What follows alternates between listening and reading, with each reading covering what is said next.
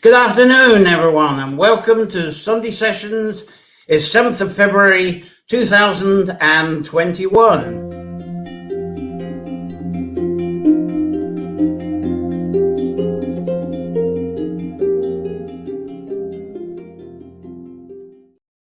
Well, thank you very much for joining me for this weekly time of exploring our nature-centered folklore, connecting this to within your favorite sanctuary space, and expressing inspired visions from your sanctuary through your poetry, writing, art, craft, performance, and problem solving. Now, today's Sunday session is our second session in this Imbolc time, and it's Imbolc Traditions is what I've labeled it as. And today we're going to focus more on the goddess traditions that are said to have inspired life, crafts, and teachings of Brighid, of the internal flame. And many people interpret the name of this earth goddess, spirit, and its image as Bhride, Brighid, Breeder, and other similar names. Now, last Sunday was Brighid the Flame, the story of her going to kill Dara. But the focus of this Sunday is water, living water, and the earth's bearing of water. Now, not only was this 2:30 p.m. last Wednesday when it was the point of Imbolc, it was also the midpoint of the annual time of Aquarius. So most of you will be familiar with the Aquarius water symbol, and there we have it there. And a couple of pictures never showed you, just thinking of the eternal flame, we have that one.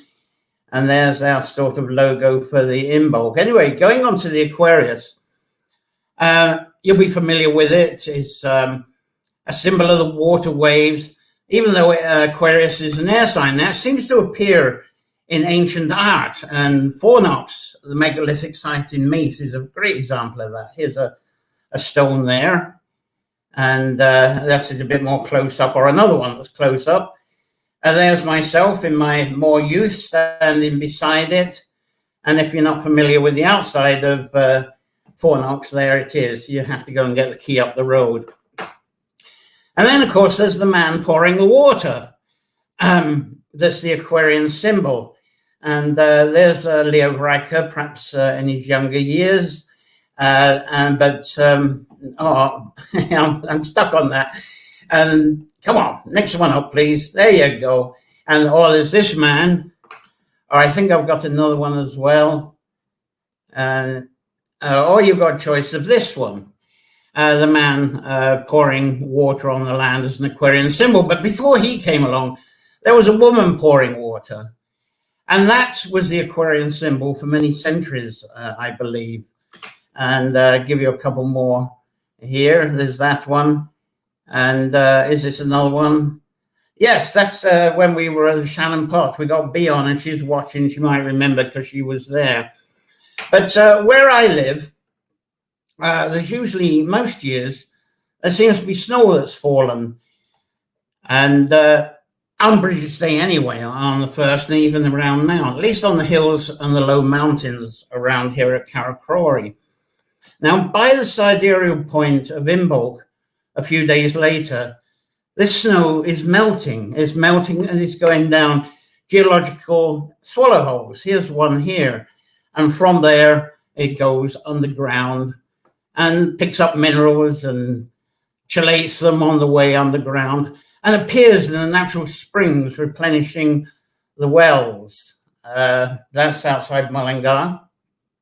And this is the one that's near us. I love this one because it's fresh water all year round. As the spring well stays clean, it's bubbling the whole time. And then going back to the Shannon Pot, we've got to show that one as well. I think that's a lovely sort of summary shot. And then some of this water, it also bubbles up into the turloughs, which are the temporary lakes in the fields. And this happens through February. And then after this water has gone down, fertile meadows appear. But here's a cow or bull that couldn't wait, wandering around in a turlough there. So this, at this time, it's water-bearing time, waking up the new natural spring birth, and all this flowing of the water over the land. and that's the Wayside Well in Kildare. Now, during the Sunday sessions, we're going to focus mainly on water, the Earth Goddess springs and the so-called holy wells, and especially the water-bearing and the overall rites of the spring birth. And that's actually, that's a scene, you can see the water coming down. That's actually in the Kishkoran mountain behind us. If you go to behind the cave, you kind of get the idea that it's quite a feminine mountain. Excuse a moment. But normally at this point, I would move on to some stories and maybe include a poem or two. But this Sunday, we're blessed, and a lot of them are lined up in the backstage already. We're blessed with the presence of 8 women, and maybe some more during the panel session towards the end. And these wonderful women guests, they've got wonderful Imbolc and water stories, experiences, and they're going to express some of their crafts. They're going to share with you this afternoon. So I'm delighted to have a sort of Sunday afternoon off myself to enjoy, along with yourselves, the presence of these lovely 8 live guests. So this Sunday session afternoon is going to be a bit like a mini Wise Women online festival. Here's some wise women for you there. So I've extended this afternoon Sunday session. It's normally an hour, although it's been creeping over lately. This is going to be at least 2 hours. But even that is minimizing what these wonderful guests have to offer us. And I think if I had been a wise man, this would have become a multi-day festival with at least 1 hour for each of these wonderful guests. But to do that, I would have needed a production team. And so I think my regular format's probably the best approach for you today for this year. But I'm going to look at this further because the platform I use for these sessions, StreamYard, they've just been bought out by an online festival events company called Hopin. And they're going to shortly offer some attractive online small festival packages for hosting. And they still work through Facebook and YouTube and can be mixed with live people actually appearing once the COVID's over and we got people live like we did on Sundays, have you all around. But then let's enjoy what we've got, what we have, and what we can share now. So the guests now include the incredible Holy Well carer and community motivator, Sarah Humble. And funnily enough, Sarah got plenty of photos of wells, but not of you beside wells. So here's you with your hang drum. That's Sarah. Incredible motivator. And we've got Amantha Murphy to talk about a wonderful new book, The Way of the Shebeen. There's Amantha Murphy there. And there's the cover of a lovely book. I've got it and I will show you later. I'm looking forward to that as well. And this is including why her book was released now. And this is, I love this picture, Amantha there with Rose. Captions, please. Oh, maybe not. Okay. Now we've got some poetry for this time, a vision from B. Smith. There's a lovely picture of B there, who has shared a wonderful craft with us before. There's a lovely one. That's the meme I made with her on a Baths in the Woods way back.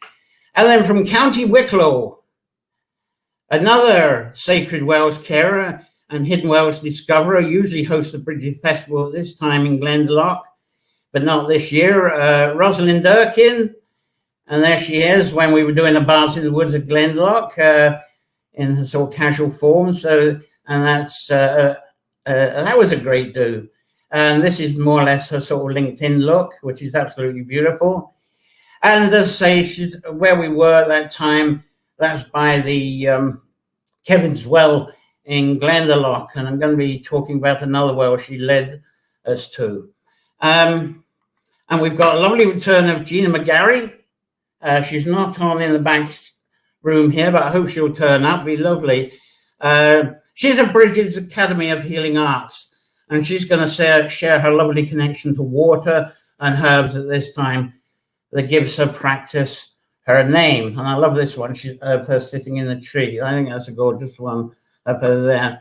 And we've got a beautiful short Imbolc ceremony and lovely singing. It's a break from Everly Borton. That's her LinkedIn pose, I think. And this is her in action in a lovely living room concert, beautiful singer. And then when she's out and about and very human, I think that's very Kate Bushish, isn't it? So there we have that. And we've got some poetry and inspiration from Jackie Queally. And it's an honor because I haven't seen or heard from Jackie Queally for a while. There's a nice up close one for you. I think that's a gorgeous one. And due to your wonderful response to Claire Roach, who was singing the Bridges song last Sunday, Claire's back with a song of water from a poem you probably all know very well. And this is a bit like she was last week. So a wonderful lineup. We got very vibrant lineup of women there. And they're all very passionate about this Imbolc time. So as I said, we're likely to extend to 2 hours or a bit more for this one session only. And I feel this is going to be a very special event for you. And I trust you can stick around to enjoy it all if you can. But if not, as you might be familiar, this is instantly archived on Facebook and YouTube. But these women, they really are wonderful voices to listen to and be inspired by. And also there's going to be a panel session towards the end. We're bringing that back. Hence one reason for the time extension. We hope we'll have our 7 guests plus maybe a few more if you wish to volunteer to be live as well. So if you'd like to be live with the panel, say so in the comments here so I can get a link to you and enter you into the green room, into the backstage here. So let's have a quick look to see who's here and say hello. For this beautiful session on the way, we've probably got some of our regulars. We've got, let's see, we've got Sharon May Nicol, good morning from London. There's Patricia Rice, oh lovely, up there from Europe early, the other side of the planet, Vancouver Island, lovely. And our hardcore regular, always lovely to see you, and a guest sometimes, good morning from New Mexico. And I think you were here with Amantha, am I right, Donna? You actually visited Carrowcrory. Kith, great to see you, great from Wales, Kith's on board. Lenny's here. I saw something of Lenny. Where has she gone? There's Lenny. There we go. There we go. And Siobhan made it. Nice to see you actually made it online. Obviously, you can actually catch up later if you've got to go away. And there's Shane here from Sussex and Big Bear through YouTube. He's a regular. Hello there, Big Bear. Lovely to see you again. And J. Riley Mason, another becoming regular. Hi there. Good to see you as well. So, on with the show that we go. And before we enter into the programming,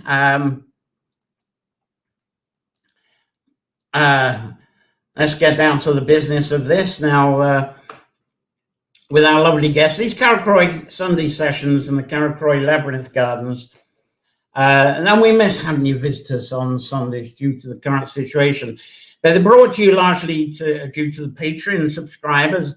And some of those that we're messaging now, they're subscribers that are watching live today. So thank you for your constant support. As without it, I may not be able to afford these afternoon hostings. So this is great. Your subscriptions really help hosting these. Now, I'm slowly developing the She, Water and Folklore course. It's free to the Patreon subscribers. It will be very soon.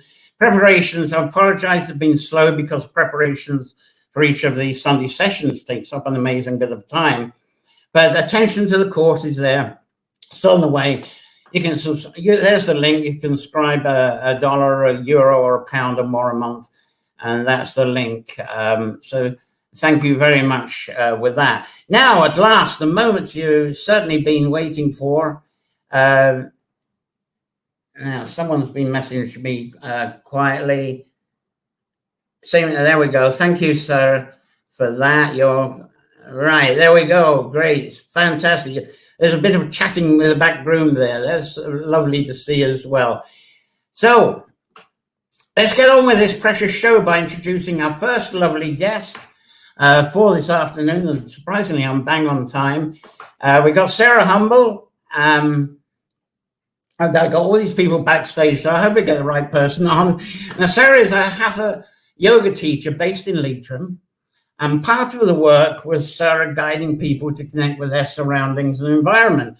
And it's only just before the show I learned that she was a mask maker, and of course from drama therapy and things I did in the past, that's what we used to do, was get people make masks so they could become someone else. Beautiful. But during the last 4 years, I believe Sarah's been dedicating herself, well, as I say believe, I know she has been dedicating herself for 4 years on a wonderful mission of bringing recognition and encouraging better local care, community involvement and stewardship of our precious natural, sacred and healing spring wells around Ireland. And most of you will know these as the Holy Wells, and people from the US have been over here. It's one kind of site you love to visit and treasure.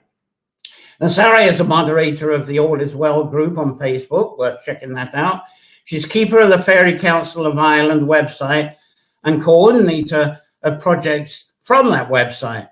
Now, I've invited Sarah to talk a bit about her spring wells and water mission and her vision of water-bearing and sharing from Imbolc. So let's find Sarah amongst these lovely people in the back. There she is.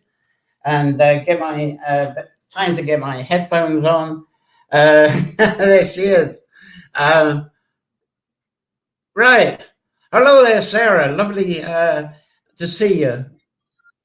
I can hear the bells, so we must be getting sound. Now, I've been picking up more or less from other people rather than yourself about the work you've been doing, the traveling around for the wells. Can you say a bit about what you've been doing and how you've been getting the community involved?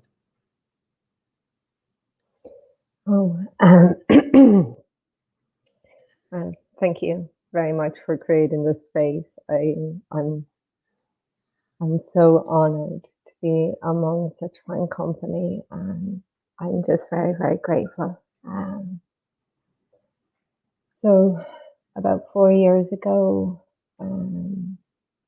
I took to realizing the importance of water. I'd moved into the town of Westport, and I had started to drink tap water. I used to live in Leitrim, and spring water had been piped in, so I hadn't drank anything but spring water for 7 years. And drinking the town water, I got a huge amount of fluoride poisoning, which put me in a fever for 5 days and then vomiting for another 4. And so I started looking for the wells in and around and realized that they were starting to become forgotten about. And then you'd arrive and they were dirty. So I took to doing the practical thing if you want to draw a water source, and that's just kind of cleaning out the well. And fast forward, I ended up moving full time onto the road. An amazing topographer came into my life. I started seeking out these places because they were so sacred, they were so beautiful, and the water was just exemplary. I'm sorry, I'm very nervous. I don't know why I'm so nervous. And a topographer arrived. He put together a data bank of 2,199 of the reputed 3,000 wells for me. And so I've spent the last 4 years dedicating my life to going and visiting each of these wells. But, you know, with that amount of wells, you could visit a different well every day for the next 10 years and only be getting to the end of that data bank. So as I was cleaning, sometimes some of the wells were in quite public places, and people that would pass the well would stop and bid some time with me, and I'd get to talk to them about what their memories were of how these wells were maintained or how they interacted with the community. And that's when I started realizing the importance of actually engaging local community in the careship of these sacred spaces, that these were the original, excuse the pun, watering holes. You know, quite often a watering hole is referred to as a public house, a pub nowadays, but this is where the community would come and interact. It was the bond, the glue, as you'd like, to how communities actually grew together. They shared that space of honesty, why they were collecting the water for their household, and they would appear in their most natural states, fed up, happy, or excited. And it was a way of people really engaging with each other. And I've been really privileged to see how communities work in and around. Sometimes you'd arrive and there would be prayer groups, and the prayer groups echo the traditions of ancient Ireland before Christianity started coming in. And I don't see that there's any division anymore, that both are actually very much interlinked within our heritage. And in fact, the holy wells being put as such preserved and helped people keep it within their memories, and thus preserve our traditions, because water is such an important aspect of Ireland. We can't get away from it. It falls from the sky, it soaks up from the ground. I mean, we have so many abundant sources of minerally rich water sources.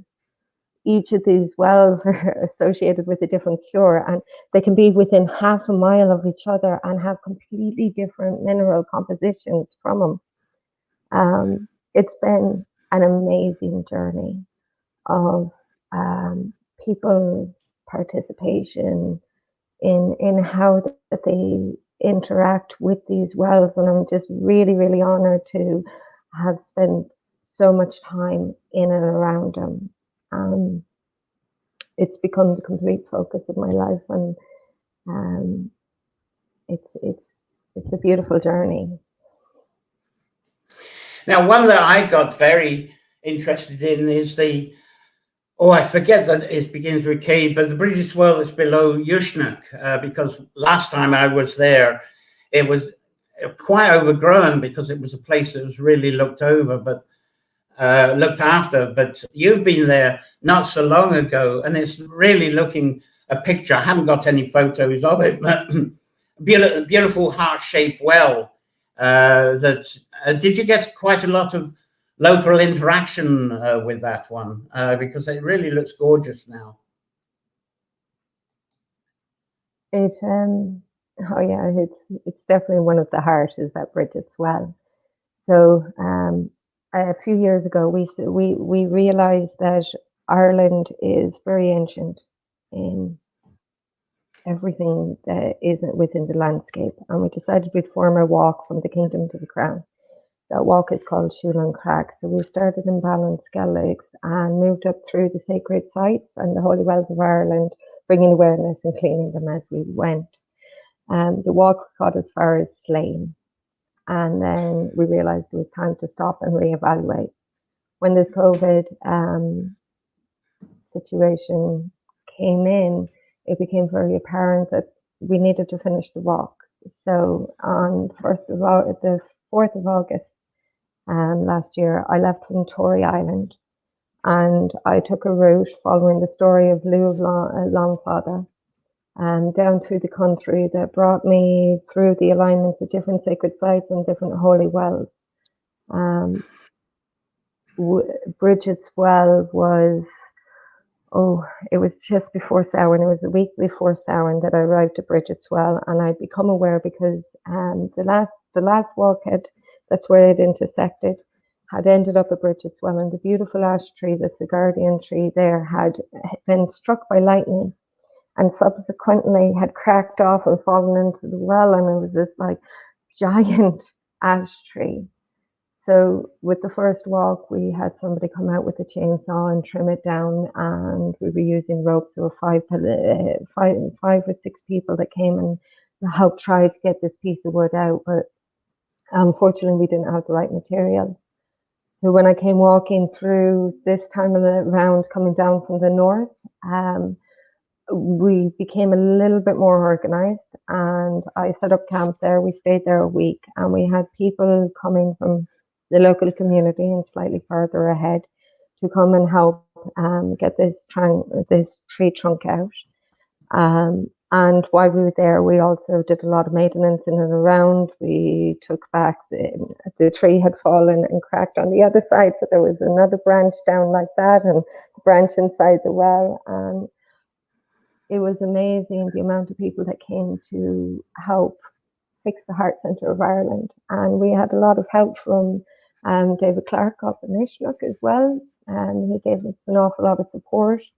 And we, in talk with other water workers on the island, we felt it was the best thing to invite people to send their local well water to the wells, so that after the cleaning process could go in, we could help the well remember. Water is a crystalline structure, and it contains the memory of everything that it knows within the area. So in a bid to create health within the Heart Centre, we felt by adding drops of water from different wells that were held around the island, that this could help the heart well remember how to flow as such. So that was a really, really beautiful near-ending to Shulan Crack. It took 3 months for me to walk 500 miles. It's fantastic to hear the adventures, and I certainly recommend people to keep in touch with you all as well.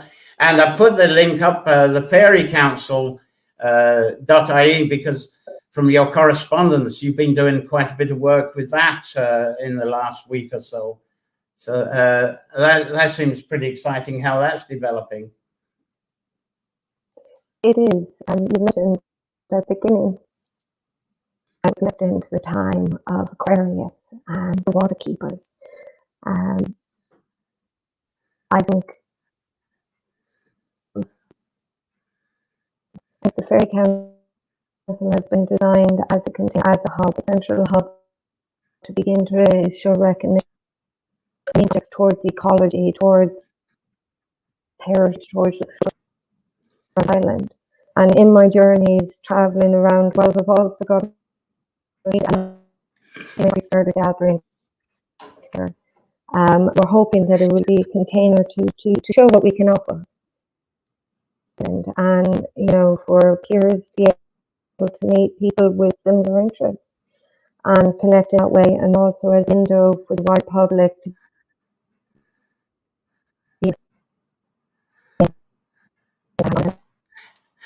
You're starting to break up now, which is very unfortunate, but it's lovely to have had your adventures as well. Certainly, let's have a go again when we have the panel a bit later. But it's been fantastic to actually meet you, hear a bit about what you're doing, and because you read on Facebook, but it's lovely to put a face and a voice to all that fabulous work you're doing. Fantastic, Sarah, and thanks for sharing a bit with us. So Sarai Humble, thanks very much. And yes, hopefully, sorry that was broken up a bit. Somebody was saying about the volume. That's unfortunate with these shows. Sometimes the signal is out, and we have to do what we can with it. Now, if Samantha Murphy is supposed to be coming up next, but I don't see her in the back room here. Samantha, are you around? I was just talking to her before the show, and she was coming through loud and clear, but she's not here at the moment. So please let me know, Samantha, how you're doing. In fact, I'll probably, if you don't mind, I'll just send a message to her to say she's on.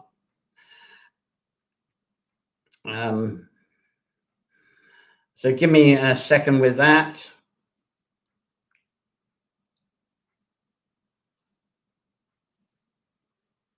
See if we can get her on board. Right, that's so as happened with these, we'll move along as best we can. As I say, this is getting Samantha to explain the Way of the Shebeen book. A lot of you have actually got this and received it. If you're in the US, you're probably still waiting for it. Well worth it. Very easy to read. It's definitely Samantha, when you start reading it, it's as if she's actually there with you. It's as if she spoke, and the book kind of wrote itself, and it's like it's very much an Amantho workbook. So I hope she'll turn up in a minute, because she was very loud and clear at the beginning of the show, and it will be delightful if we can get her on board. So I hope everything's okay there. Let's get her going.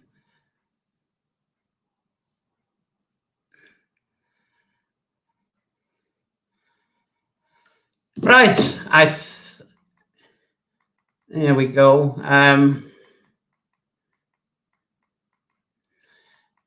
So we got B. Are you ready? Well, B's here. She can share her poems. We'll give you a good thing. And I got to know B through her magical and entertaining poetry contributions at Bards in the Woods that I used to facilitate on Sundays before Claire and I hosted the Carrowcrory Sunday sessions. Now, B is writer of Sojourn in Smith blog, wonderful regular contributions there, and she holds creative writing workshops in the village of Dowra, at a nearby prison, and online sessions as well. B has a passion for the goddess and she myth and spirituality, and this is often expressed through her poetry and performances with her storytelling and singing husband, Tony Cookson, who I know some of you here in the audience are very fond of. So it's a great pleasure, and let's bring on B Smith. How are you doing there? I think I hear you loud and clear. Hello, John, and how are you? You're loud and clear. Tony sends his regards to you. Oh, that's lovely. And I have some poems selected on the theme of water. It was hard to pick them because I have a lot of poems that are very Brighid focused, both fire and water and earth. So, and also because of the Holy Well, and it's kind of neat that I'm following Sarah and the Holy Well, because a number of the poems I've chosen today are about holy wells, and one in particular is about my local holy well that is only a short distance from my home. So without further ado, I will launch into the poems.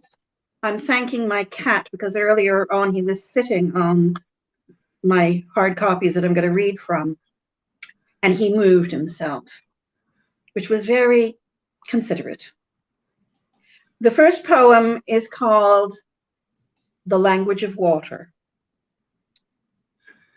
Sometimes it's easy as mother tongue, though after a drought you can stumble with its declensions. You need to review its vocabulary. Best not to take it for granted, like the opposable thumb. Oftentimes it can stun. It can have all the mystery of the foreign. In some lonely places off the track, there are springs whose water slips like silk and softens your fingers. At others, if you pause to drink, you taste the iron or peat.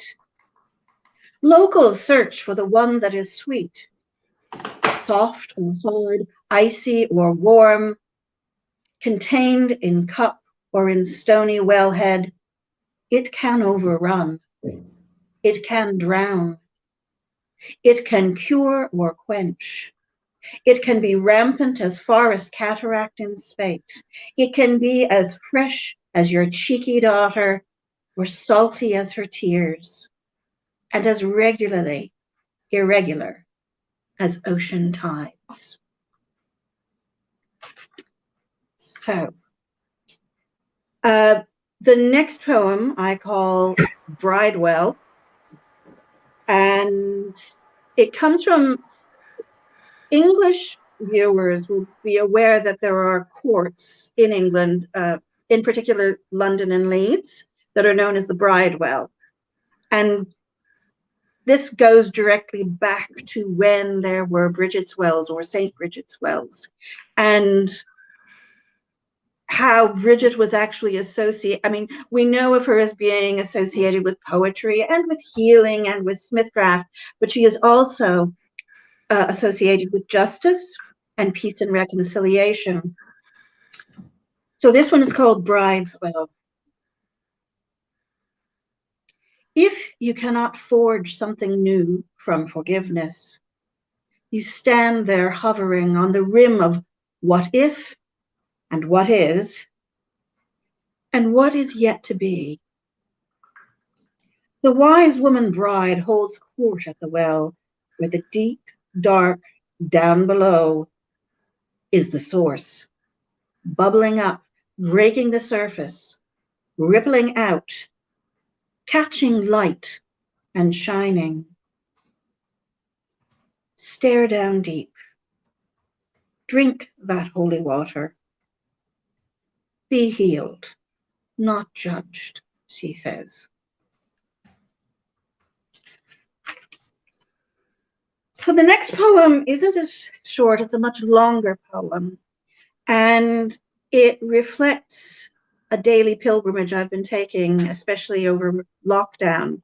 My husband and I have really stuck to the 5 kilometers, and earlier on in the year to our 2 kilometers. But we're very fortunate that we live in an area where I'm very close to a local well in a townland known as Tubber. And the townland is actually called Tubbermora. And a number of years ago, my neighbor discovered that he was the ancestral and keeper of the well, and he renovated it, and there was a mass said, and it always had been in local use, but it is now used. It is, there is a lot more local use of it.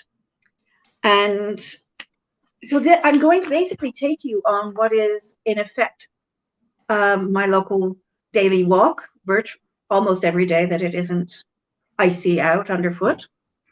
And I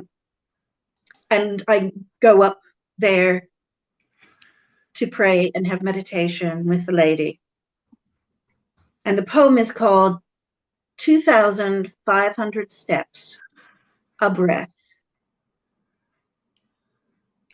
2,500 steps there and back home again.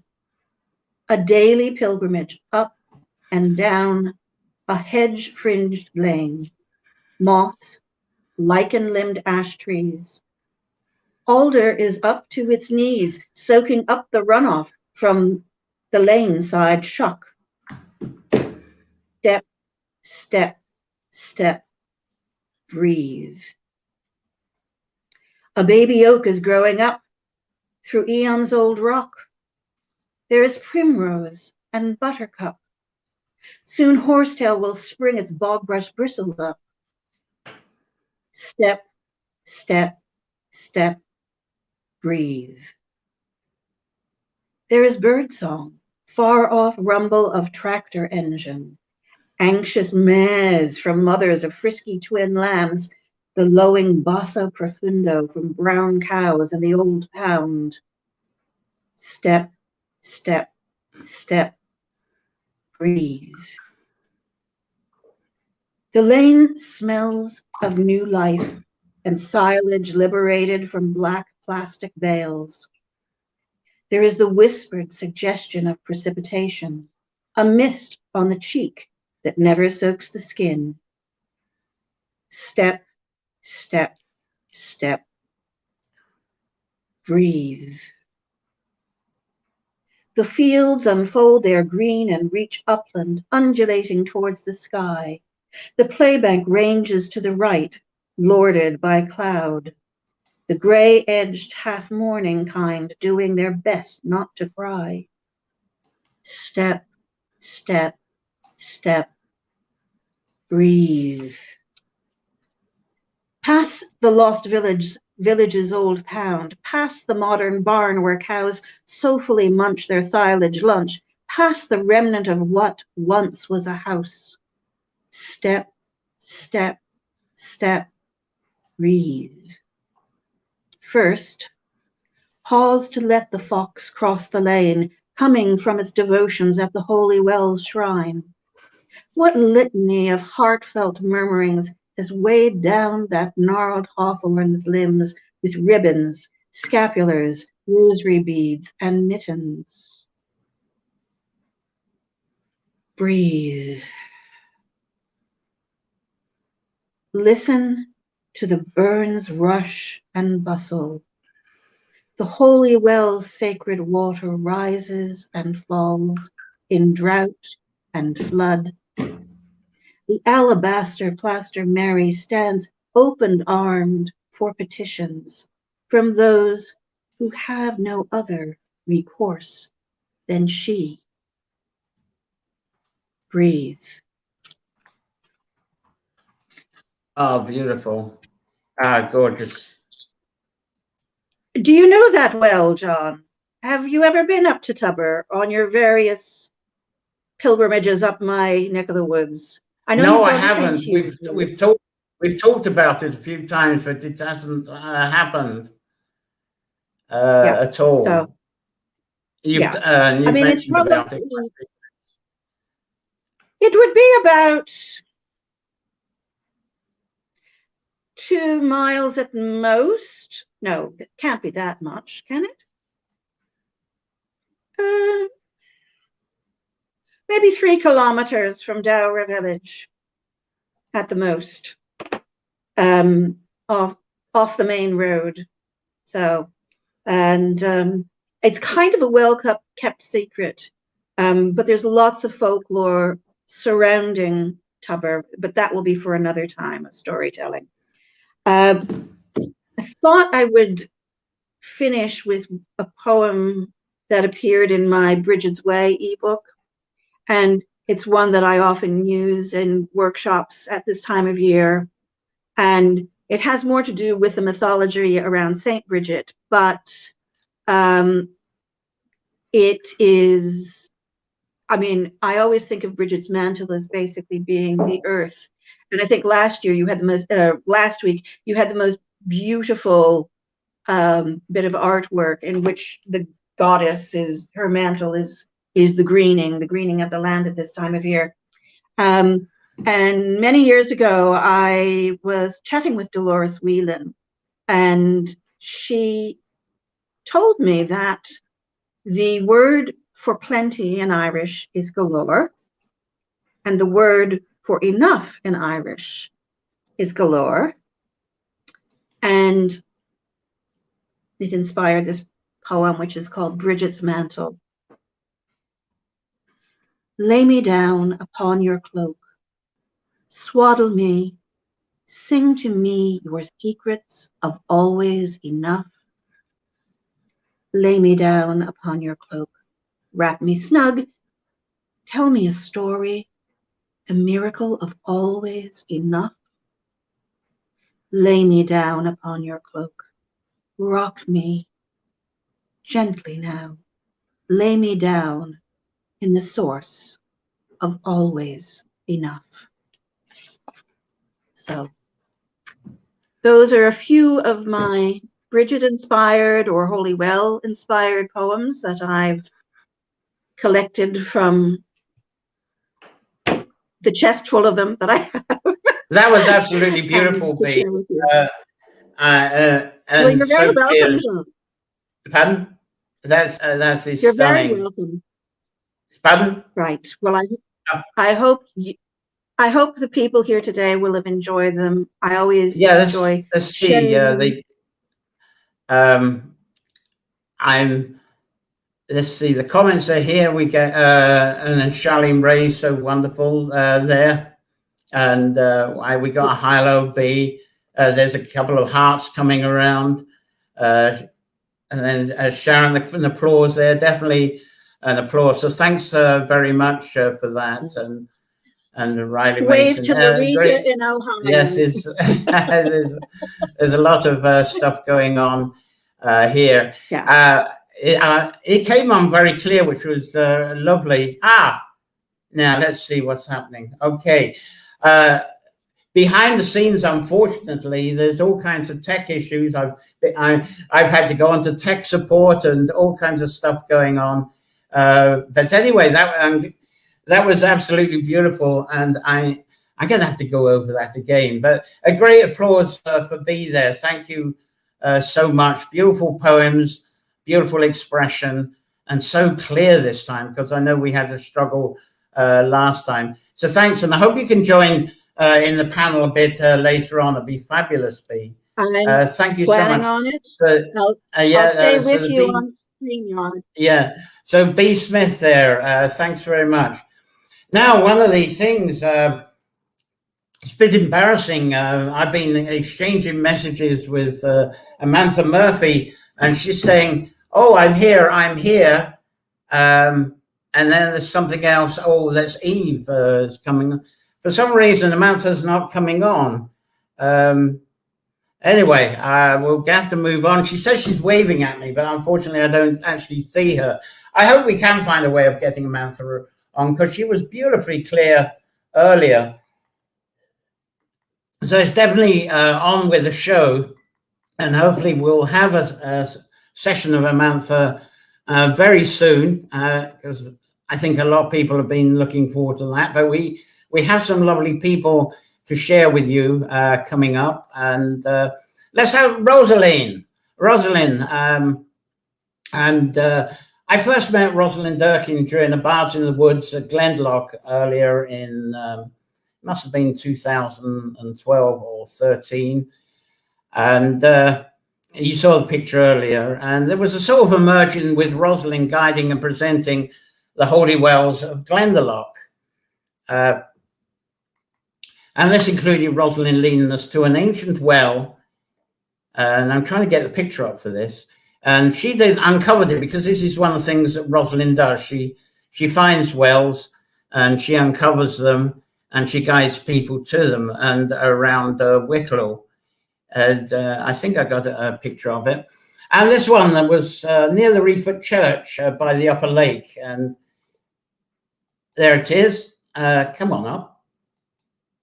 There we go. That is actually a well, and it's very beautiful.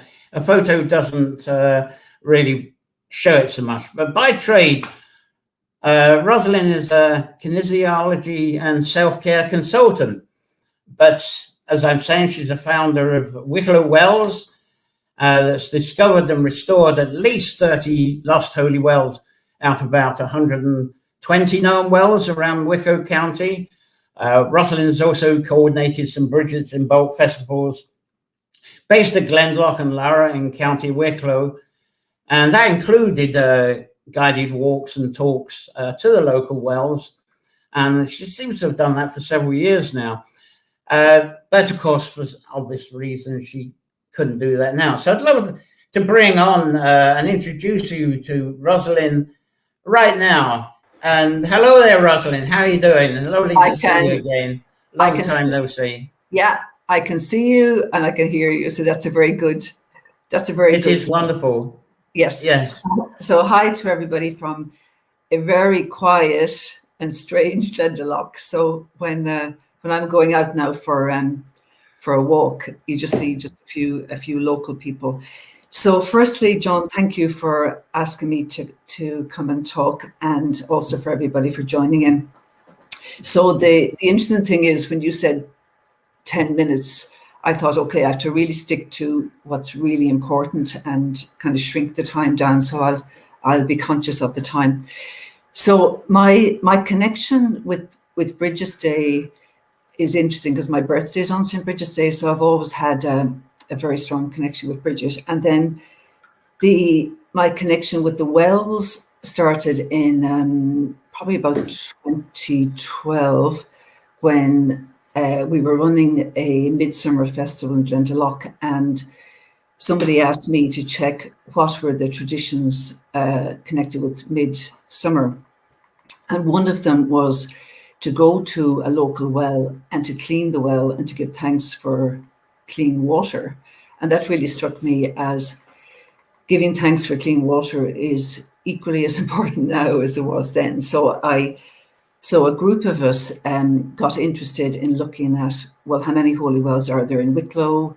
Are any of them in danger of getting lost? Do they need to be tidied up and things like that? So a small group of us who are living locally set up Wicklow Wells, and we have a Facebook page there. So we do it out of, we don't get funded. We do it because we think it's important, and it's also to do with documenting, connecting and talking to the older people in the community, and we work in connection with the landowners and Quilcha National Monuments and the Heritage Council.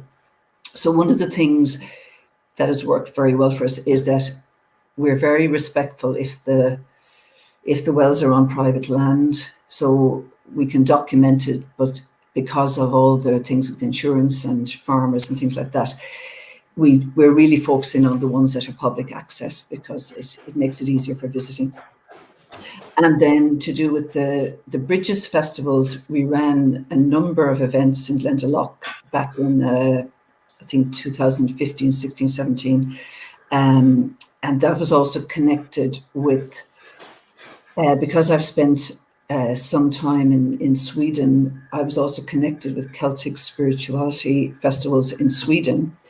And in an interesting way, I learned more about Celtic spirituality in Sweden because there's quite an interest in the Swedish and Norwegian churches in Celtic spirituality as a way of bringing revival back into the churches there.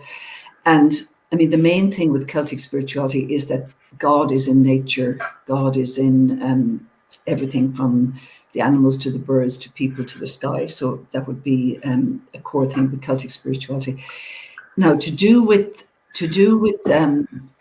what is a holy well? So a holy well is a sacred place of worship or pilgrimage. And when I was listening to Bee talking about, walking to her local well, I'm also quite lucky here as even within the 2 kilometre and the 5 kilometre, there are 1 or 2 wells I can go to. And that has become a ritual for me. And it's been really, really important as a grounding thing. And then a well is also a connection with supernatural world and a connection with the other world. And Ireland and Scotland have the largest number of holy wells in the world, but there is water and well worship in lots and lots of different countries around the world. And then also what John was talking about, the women and the water. Traditionally, the wells were looked after by women. So there would have been a woman in a family or a woman in a locality. They would have cleaned the wells. They would have whitewashed the wells. They would have basically looked after the wells. And everybody's familiar with the Bridges wells in Kildare. So there are Bridges wells all over Ireland. In Wicklow, there's a number of Bridges wells, but I just talk about one, which is probably one of my favorite ones. It's called Bride's Well, and it's the most easterly well in Ireland, and it's on Bride's Head, just past Wicklow town. And what I actually loved when I was talking to the historians in Wicklow, there's three beautiful things that really struck me to do with that well. And that well is on a walk, so when we can all get back out again, you can actually go and visit it. It's on a cliff walk.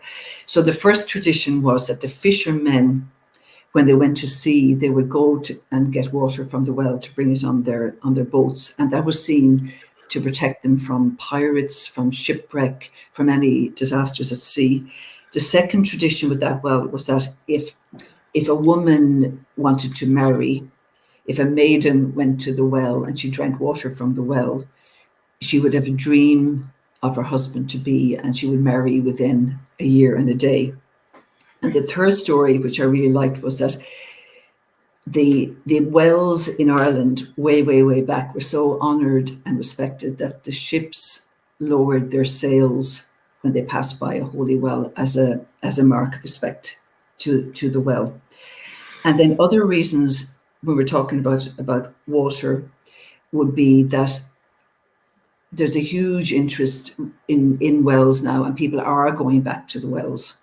And I see the wells as for everybody, because there can be a little bit of a division with the pre-Christian and Christian, because it's all got intermingled in together. So in my mind, I'm seeing the well can symbolize whatever you want it to symbolize. So it can be your personal ritual.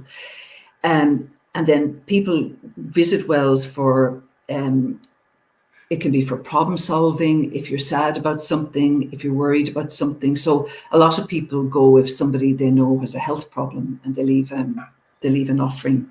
And you can have things like with the whole coronavirus, at the beginning of that, one of the local wells would have had the masks or the gloves and things like that as a symbol of the problem. So when I'm looking at the way the world is now, and it's rebalancing, and hopefully in a good way, the problems are more visible. So the problems in the world, the problems in our own lives, the problems in the environment, they're way more visible. But we still have personal power about what's in our own space. So if I'm having a day where I'm feeling a bit sad, or I'm feeling like, I can only walk so far, well, I'm still in charge of what do I do with my day. Do I turn on the news, or do I go for a walk in the forest, and I'm very lucky I have that environment within my space that I can do that. But I find the connection for me with the trees and with the wells really, really, really helps me when I am having a day where I'm finding it a little bit challenging. And then the 3 words I got just as things that are simple things we can do in the challenges that we're all dealing with now. The 3 words I got were sacred, ritual, and blessings. And when we're looking at the word sacred, it's the meaning of it is considered worthy of spiritual respect or devotion. So if we're looking at it, each person is sacred, the landscape is sacred, the wells are sacred, the trees are sacred. So if we connect with something that is sacred inside ourselves, but also something that's sacred in the landscape and in water, this can really, really help. So if we also look at, what John was talking about, like water worship, water holds memory. So if you have a well, or even anything, even if it's to do with water, if you haven't got a holy well, you can go to a lake or a river near you. The water is holding memory. So there's a vibration at a well. Each well will have a different vibration or a different story. So what happens is, when we're doing a lot of the work of cleaning up the wells or tidying up the wells, and we hear the stories associated with the well, there is a historical memory at the well. And then I also remember all of the people for centuries that would have actually gone to those wells with their problems, and also then to celebrate. It was also a way of giving thanks. So with the ritual is that Imbolc I see Imbolc as a sign of hope. So particularly with what we're going through at the moment, the cycles and the rituals are really, really important. So if we have the solstices and the equinoxes and Imbolc and May Day and Lunasa, they're becoming for me like marking points to go, okay, can just look forward to the next step and then the next step, rather than having just a big long year going on out ahead. So when we're talking about rituals to do with water, there's lots and lots of ways you can use the water from a well. I mean, I wouldn't recommend drinking it unless you're sure that it's clean, because there can be different things in the well water. But if it's somewhere that there's no farms nearby, there's no cattle, then it may be okay to drink it. And then some people have their house water from a well. So simple things like the ritual of deciding to go for a walk to a well if you have a problem or if you have a worry, just by making the decision, it's a bit like a pilgrimage. So you walk to the well, you can leave a symbol of the problem at the well. So it could be leave a stone or the person's name you're worried about, leave it on a piece of paper. You can bless yourself with the water at the well. And one of the things that when they talk, when they talk about cures for eyesight at wells, that probably goes back a bit deeper to spiritual seeing. So to see things actually more clearly. So things like bringing home water from a well. If you have a well, there's lots and lots of water in it. The wells want the water to be used. So if you go back, they were being used all the time. So it's really good to use the water. So I use the water for, I make up like a room spray with different well waters, and I just bless my house, or I can spray plants with it. So you can mix it in with oils, you can put it in your bath. So it's just energetically, you're connecting with the memory in the water. And then to do with blessings, I know John O'Donoghue has a whole book of blessings. And when I looked up what does a blessing actually mean? A blessing means good wishes. So it's basically good wishes for yourself or good wishes for something else. So it's wishing somebody good or wishing somebody that the positive things happen to them. So again, if we're looking at the traditions of Brighid, the crosses were a blessing, the water was a blessing. So things like blessing cattle, so they would put holy water or blessed water from a well on the cattle, and they would put holy water on the crops, and they would also bless the people in the house with the water and the crosses.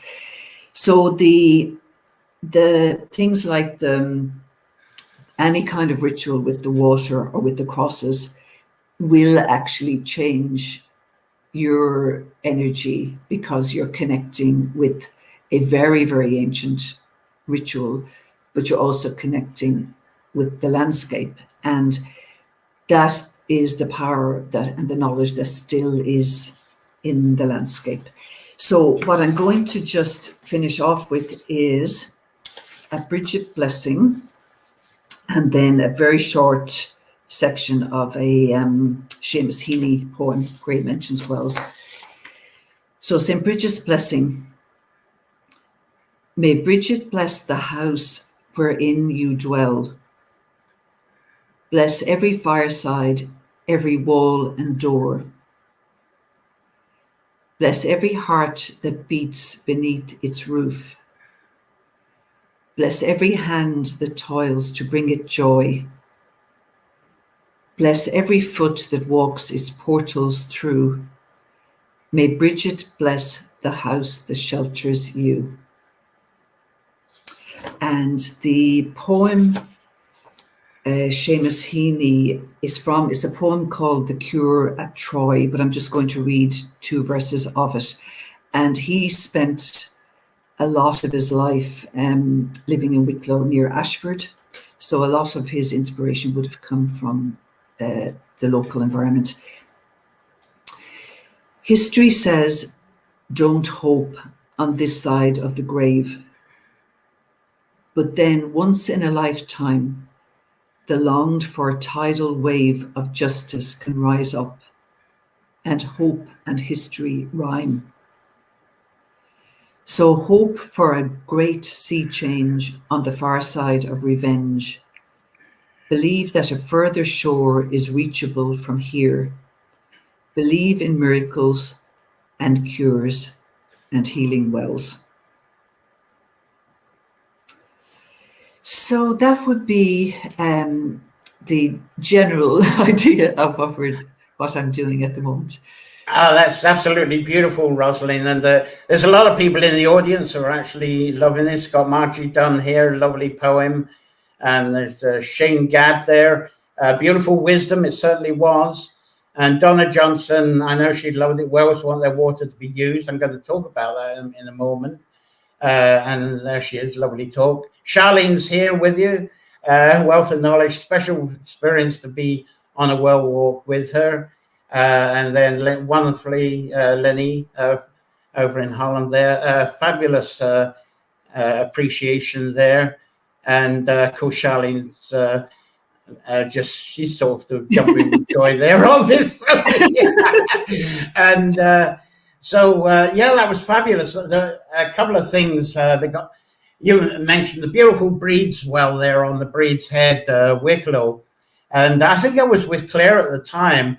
And we were on the challenge where everybody was saying, where is this well? Where is this well? Because we knew the stories that you beautifully shared. And I think you remember, it was a few years ago, I discovered it by falling in it.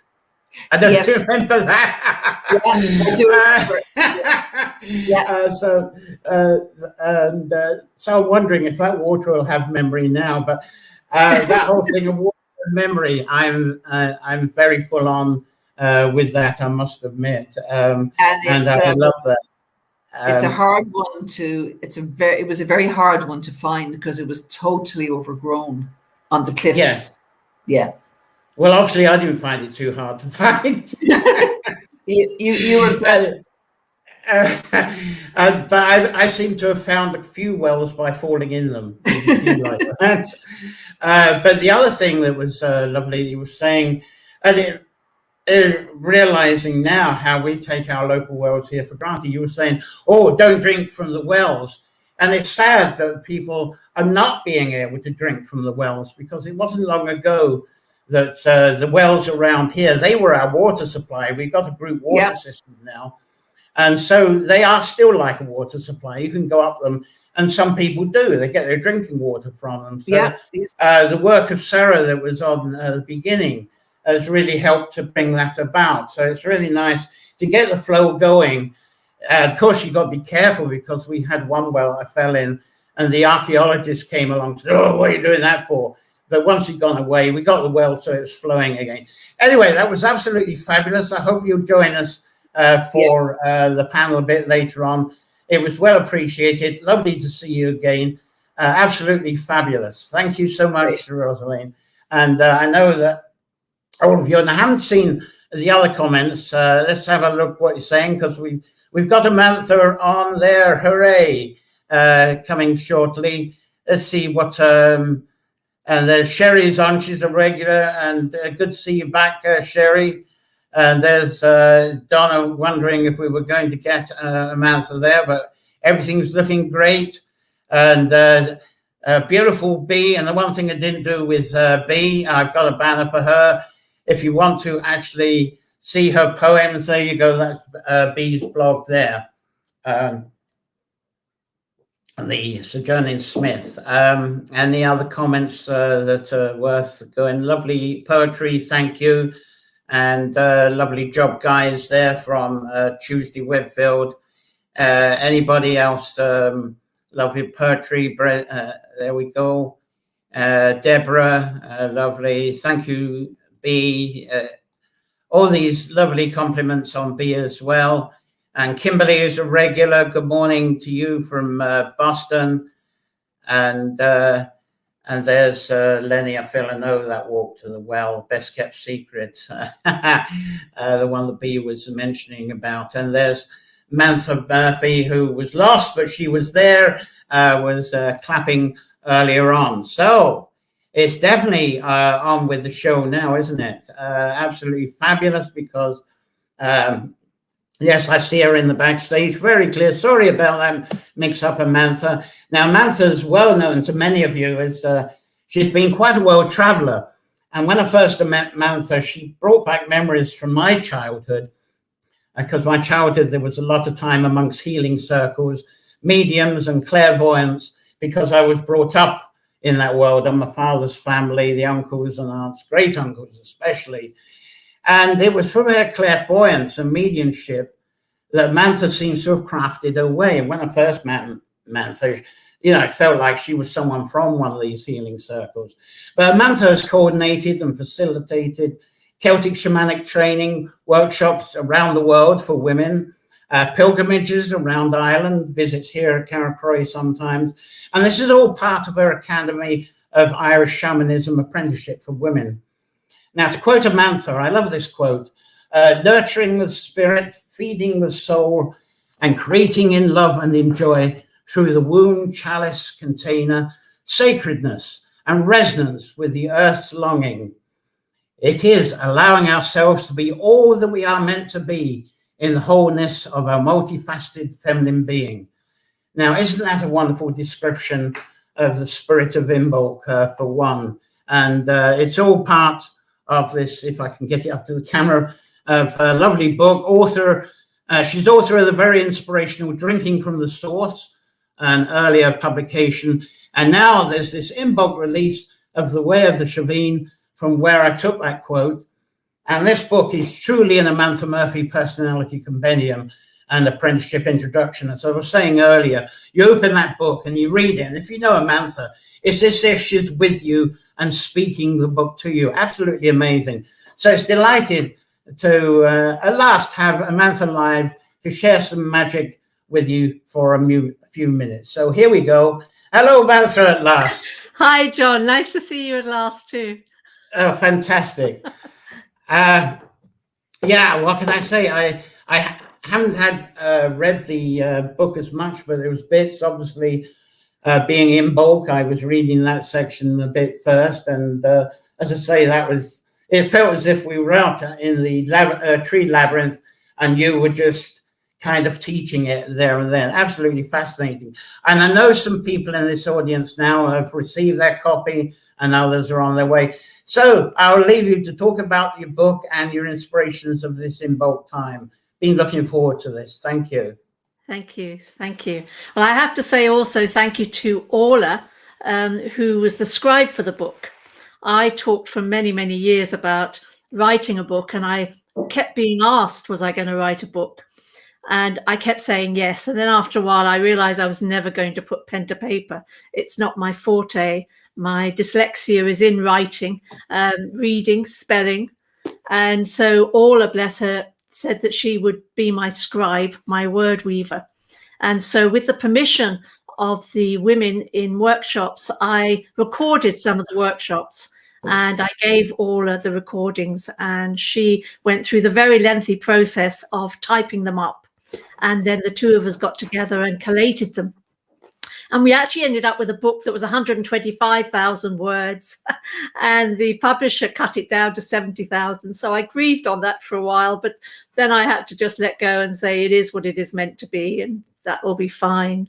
So the book itself is based on part of my life and on my teachings. And the teachings have come to me, and they've been gifted to me, shared with me, and they've also come through me. As far back as I could remember, I used to see spirit. And for me, spirit was the real world.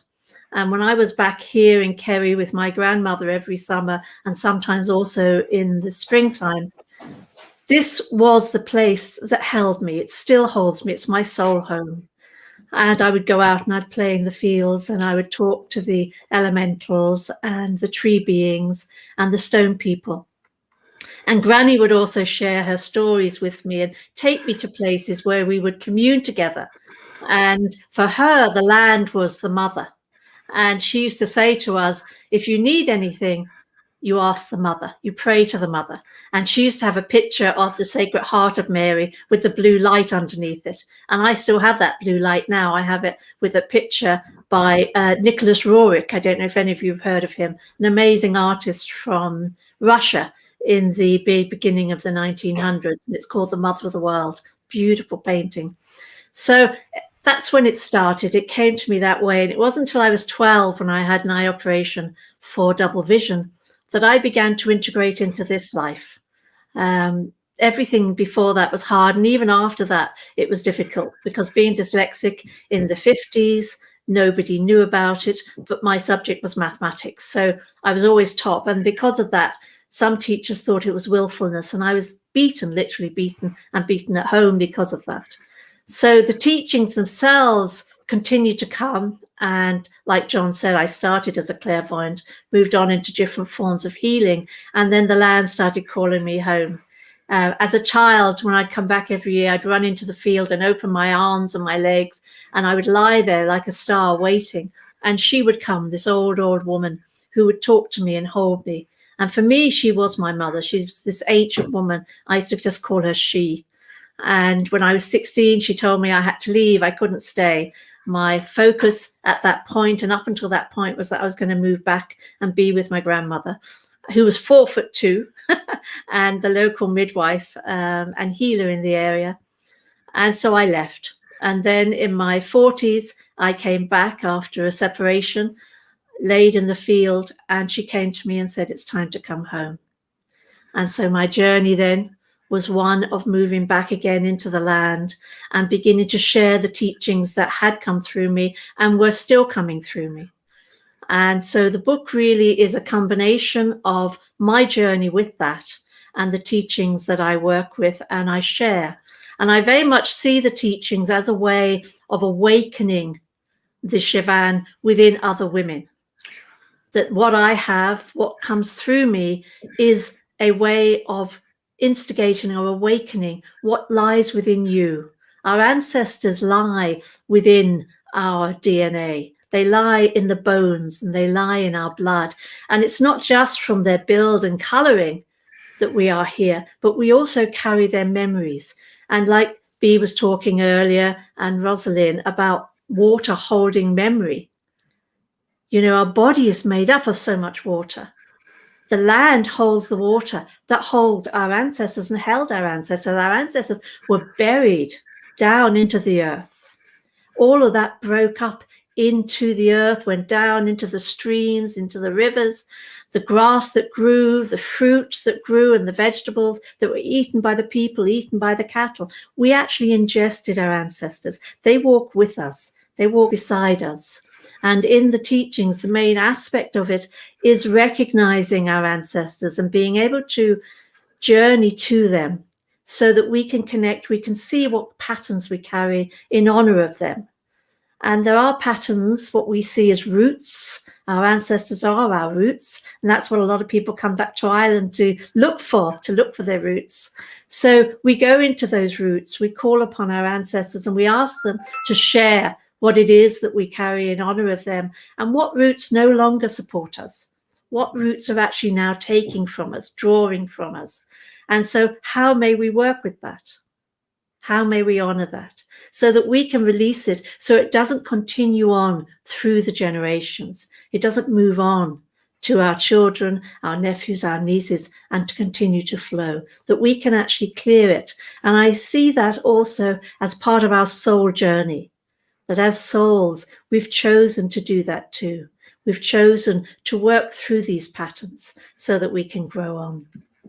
And the book also moves into women's ways, women's mysteries, rituals, and rites of passage, bringing us again into the recognition of moving things that are special into something that is sacred. Recognizing these pivotal points in our life and how we may draw from that, how we may grow from that, and how we may gather our teachings. Because we're not children anymore, and we cannot be called children of God. We are adults now, and as adults, we have to take responsibility. We have to take responsibility for who we are, for what we do, for what we are allowing others to do in our name, for us and for our planet, and for everything that lives upon the planet. And so in recognizing that, we also recognize that every experience we go through, every experience we actually should be growing through. And what is the teachings of that experience? What can we look into that and see what we learned from it? And in learning, in recognizing it, it also allows us not to attract that into our lives again. We don't continue to have to go through the same patterns again and again. If we can learn from it, if we can recognize the teaching that we have gained through going through that. You know, Rosalind earlier was talking about 3 points, and I thought that was very beautiful and powerful. And one of the things that's been with me, especially around Imbolc, is the word gratitude. Last year has been very, very difficult for most of us, and I haven't seen my children. I've seen one of my grandsons. He lives now in Killarney, but only rarely. And yet I have great gratitude. I haven't been able to travel. I haven't been able to offer the pilgrimages And yet I have gratitude for being here in this space, in this place, being able to look out of my window at the mountains, being able to look out at the sheep and the cattle on the hillside, and have gratitude for life, have gratitude to actually being brought back to recognizing the seasons, the changes of each day. Sometimes we get so busy, we don't even remember what season we're in. And through the last year, it's been very strongly with me that actually I am here to experience and to drink from all that she gives us. Yeah. So, John. Absolutely gorgeous. Well, I'm left speechless. I think we could have an hour of that, but of course the show must go on. It's beautiful that you're around, and certainly people. To get hold of Amantha, there you go. The CelticSoulJourneys.com is a good starting point. She's on Facebook as well. You'll find her. And Siobhan there enjoying the book very much, reading it slowly and deliberately, of course. That's the way to go. And Charlene enjoying it. Thank you. And Donna Johnson, I believe one of your travelers. Good to see you. Hi, Donna. She came here with you. And Lenny as well. Absolutely fabulous. Good morning, Willow from Ontario, Canada. Mary Dwyer, she visits here sometimes. I know she's a fan and applauding. Fantastic. Well done. That was just so wonderful to have you. And we're going to have great fun if you can hang around for the panel. Again, sorry for messing you around, that there was a log-on thing there. But, just one thing I'd like to say also, John, is that, you know, one of the things for me that I have really felt and being privileged, being honored to experience in my life is that through the work and through the pilgrimages, I meet women who are sisters. And we haven't sometimes yet recognized that. But by the time we finish together, we are walking as sisters. And for me, that is also a very powerful part of the teachings. Because as women, we are meant to share together. We're meant to hold each other. We're meant to be there for each other and with each other. You know, to know that you can be held and to know that you can hold is a very powerful part too. So thank you for that. And thank you, John. And I will, of course, stay on. Yeah. Oh, that's lovely. Absolutely beautiful. And wonderful to see you looking absolutely fabulous. And just enchanted by the whole thing. So we'll see you soon. Thank you very much for that. Oh, wonderful. The wonderful Amantha Murphy there. And I'm still trying to get hold of, we were supposed to have Gina Gary as well, and seem to have lost contact there. And it's a shame. She was on Sensing Herbs, our sessions a while back. She was fabulous. Founder and herbalist instructor at the Brighid Academy of Healing Arts. And I love the way she uses the word academy, meaning its original meaning of a grove of trees where Plato taught. And it's worth considering that Brigid's first Kildare monastery is told of being a circle of oaks. And stories tell of Druid teaching being taught in groves of trees.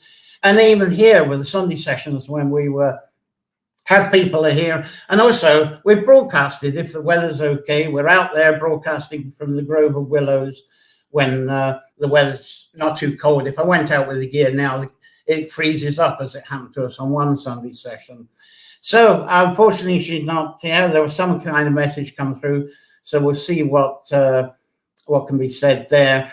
But the water and the speakers today is wonderful, talking about the water, the spirit, the divinity, the memory, and that thing of ourselves that when we actually pass on, you know, our bodies might go into the earth, but the water, it rejoins all that other water again.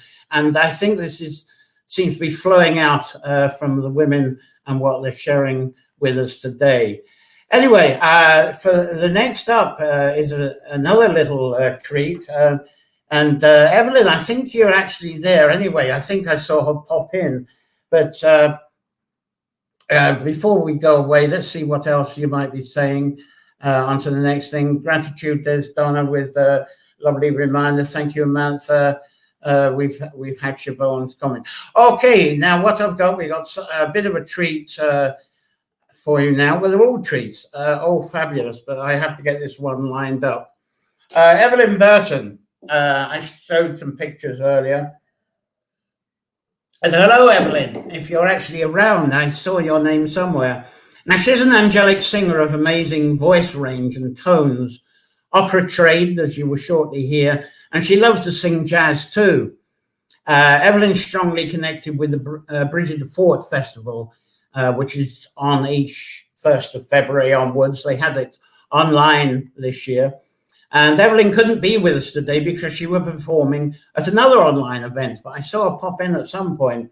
Anyway, what we have is a video from Evelyn to share with you, where she shares a short Brighid ceremony and song.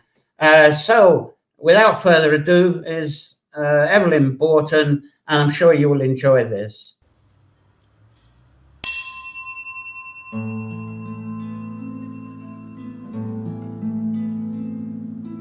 We've been in the deep dark, down where water is, and the deep earth and Samhain. We now come into Imbolc and the goddess Brighid, and she brings the flame, she brings the fire. The goddess, the saint of fertility, of the land, poetry, the horses. She brings the light, and from up here in Bhride, we bring you the light.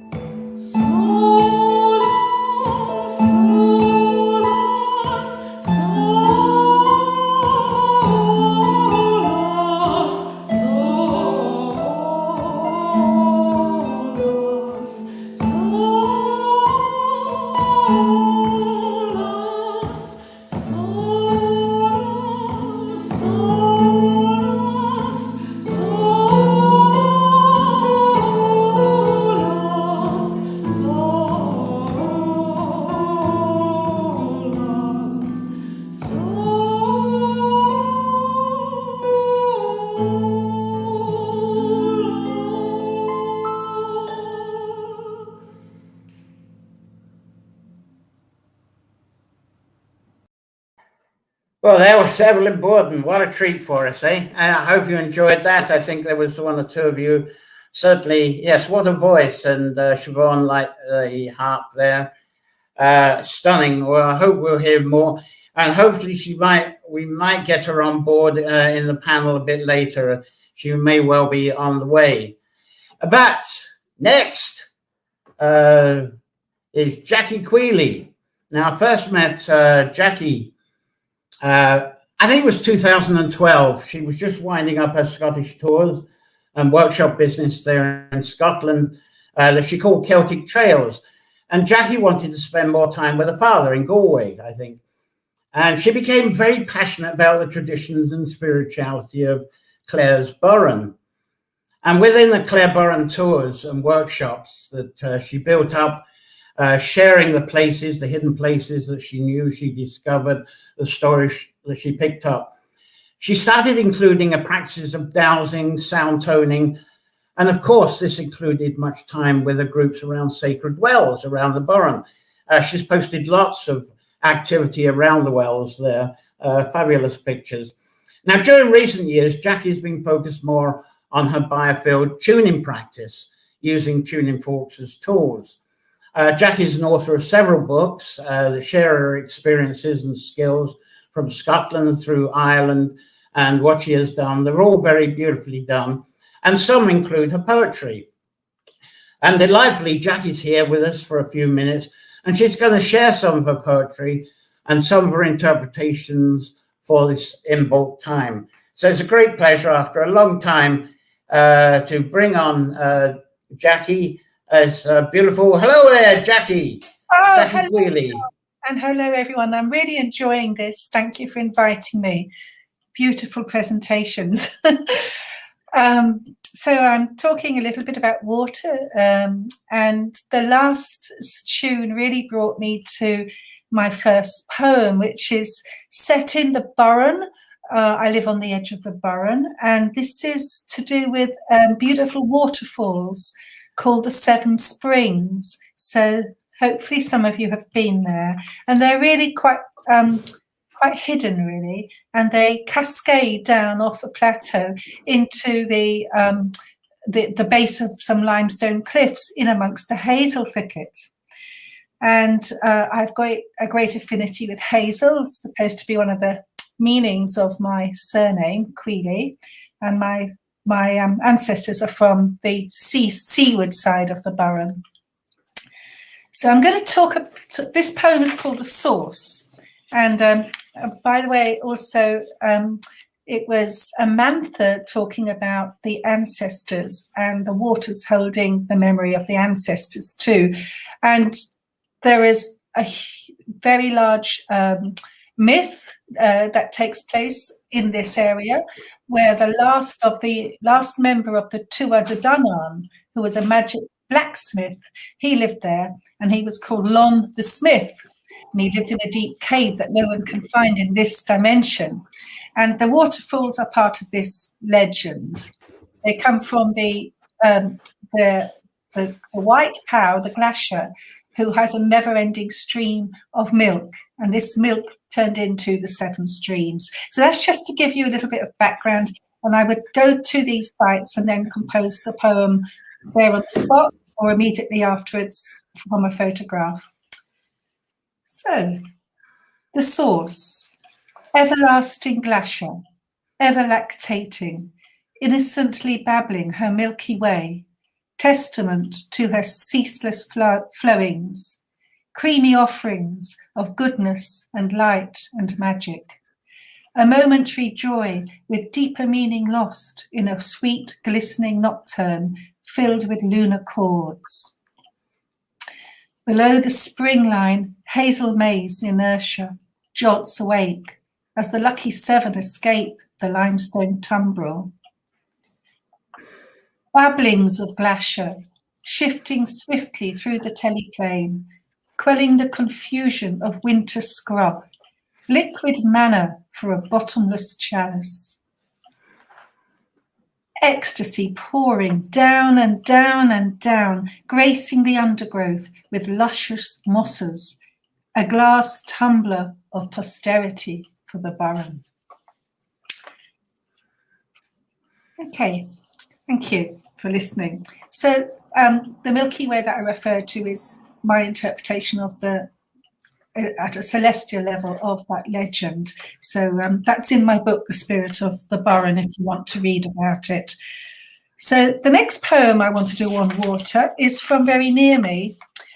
There's a place where the waters from the Slieve Octies, that are sandstone hills, come down into the Burren lowlands and emerge and flow out towards Kinbarra. And this area is where Lord Gregory, who founded Coole Park, is buried. And there's a pyramid there above this emerging of 3 rivers. He chose to be buried there. And I think this is really interesting. I believe this would have been his land at that time. So this poem is, both these poems were set to films. So that's why they, without the pictures, it's maybe a little bit obscure, but I hope you pictured something in your mind. So now this is the rushing of the bridal waters. Indigo memories, blue like a Japanese dye, like my own wedding kimono, concealing your current below the watchful sedges, like a secret blusher, like a bride. An issuing forth of willful transparency, trees cast ink stains on your rippling, flowing silk. Silk lain out for the wedding day, flimsily supporting pillows of fine red grain sands. Uphold your gown, touched by ephemeral sun kisses, lacustrine, laconic, lagoon-like. Sentinel, a silent flowing sentinel for Lord Gregory's grave, hallowed hollow with burnished reds, inky trees linking, anchoring in your myriad mirrors. A blessed trinity of waters, smitten by his Rubicon tones, crossing the river, a purity tinged with sorrow.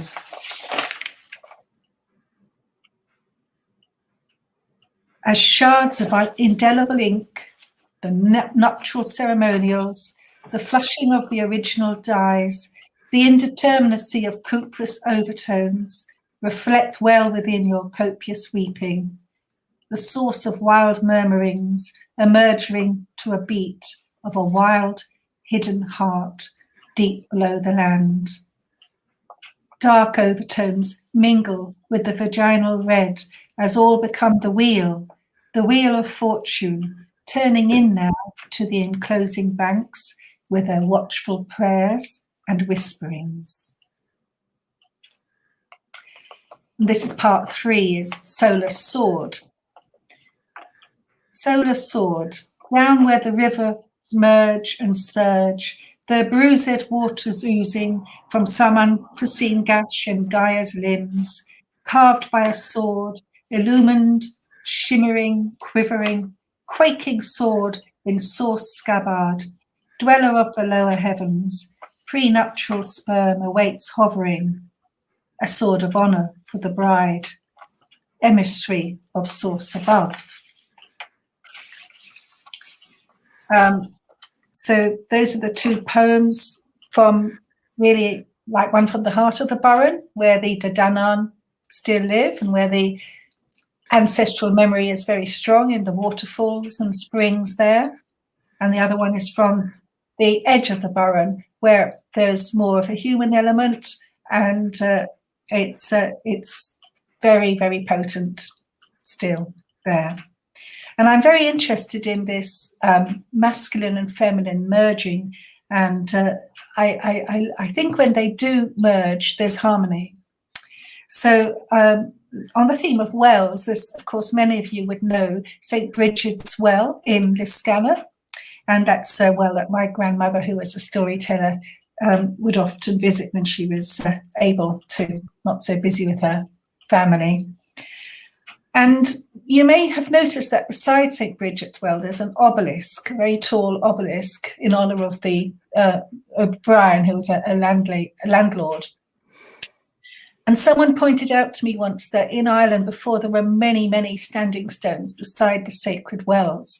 And I can't vouch for this, but someone who was a fluent speaker of Irish and intensely interested in their culture told me that there was an edict from the Church of Rome to remove these standing stones from the wells, to disempower them.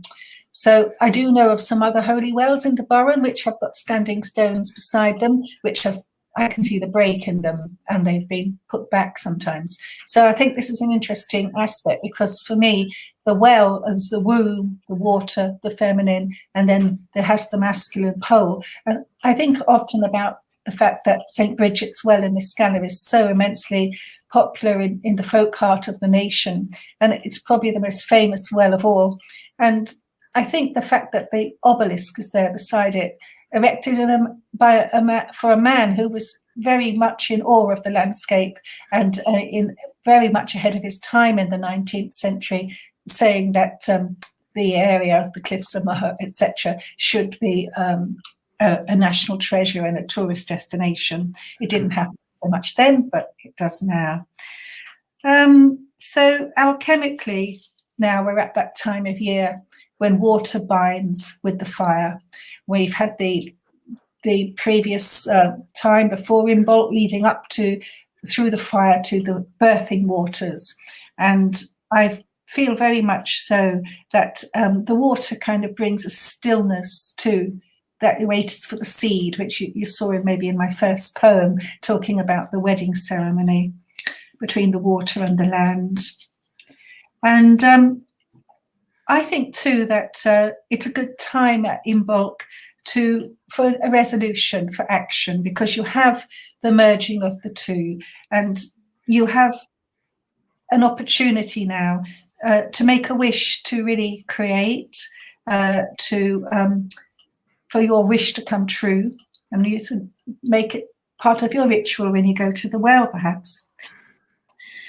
And finally, I'd like to just very briefly talk about an interesting thought I had, that of course birthing is all to do with Imbolc, and young animals too, and I don't know if we're going to be touching on animals at all, but I did do a very nice meditation on St. Bridget's one year by seeking out a tree called St. Bridget's tree, really because of knees, the indentations in the rock. And I found it really high up in the Burren. It's a place called St. Bridget's Knees. It's not marked. And nearby there was a little farm. And on that farm, they were actually making goat's milk soap. And they had young goat kids there. I visited, and I thought how cute and how sort of right it was to see these young animals with by St. Bridget's in Knees. So that's it, because I want to keep within the time limit. And thank you very much for having me.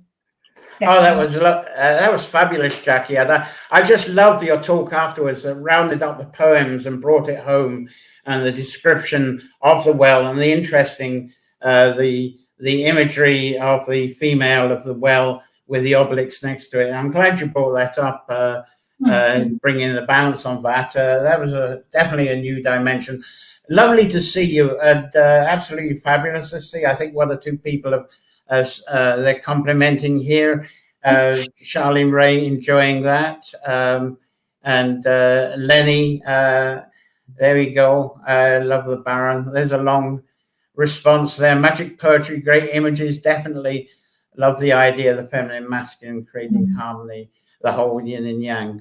Beautiful of that. And then we've got Shane has enjoyed that.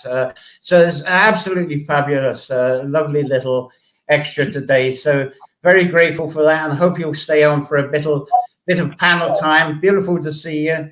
Absolutely great. Thank you. Now, as we move on, several of you have complimented and loved Claire Roach's singing the song of Bridget last Sunday. So it doesn't take much to prompt me to invite Claire back to sing some more for you. Claire Roach, soul buddy, partner in many things, and puts up with a lot from me. So without further ado, let's bring Claire on. There she is. She's looking great. Hi, Claire. Have I got my effect? Yeah. Hello. Hello, John. Well, listen. Yes. I so that I wouldn't run down the battery in my in this phone, I used the iPad, And I had lots of comments about Sarah and Bea and Rosaline and Amantha and Evelyn and Jackie, but I don't think they went public. So I'm very embarrassed, because it might have looked as if I wasn't interested, and I was absolutely fascinated. And I'm learning so much. Oh gosh, it's amazing. But what I'll do is I'll write in the comments later, because I did take them down. I don't know where they went on the iPad. And then when the beautiful harpist and Evelyn came on, I couldn't find the comment at all. So look, I better not delay you, Sir John. And I really was so interested about the soul place, and the idea that water is, and landscape can be so elemental to us, and the cell memory. It's setting my mind abuzz. And maybe I should just say a very short thing about water. My real center of quiet and beauty is just about half a field away over there. And we call it the pond, but really it's a stream. And I was clearing brambles off it, because the brambles were kind of strangling the trees. But there is one spot that that in 1974, on the 6th of February, which was yesterday, I wrote a song about catching the moon on the water, which to me is the most exquisite, poised moment when you see the reflection. So it was just lovely to hear that it wasn't just myself, that people so gifted and knowledgeable have discovered this long before I did, that the landscape and water is really sacred and blessed.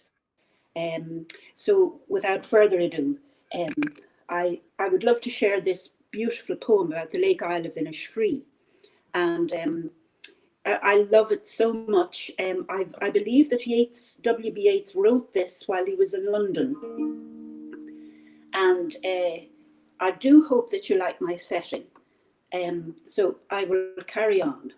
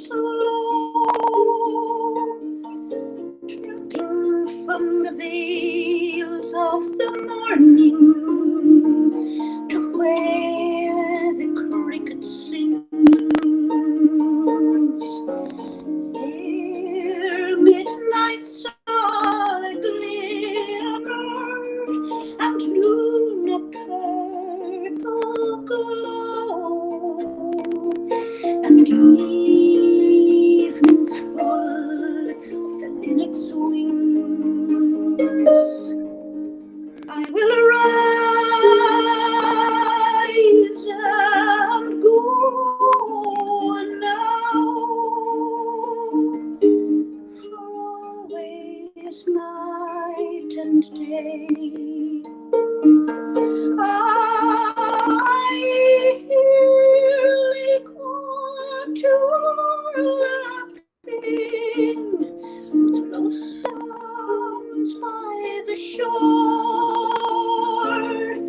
while I stand on the roadway or on the pavement's grave.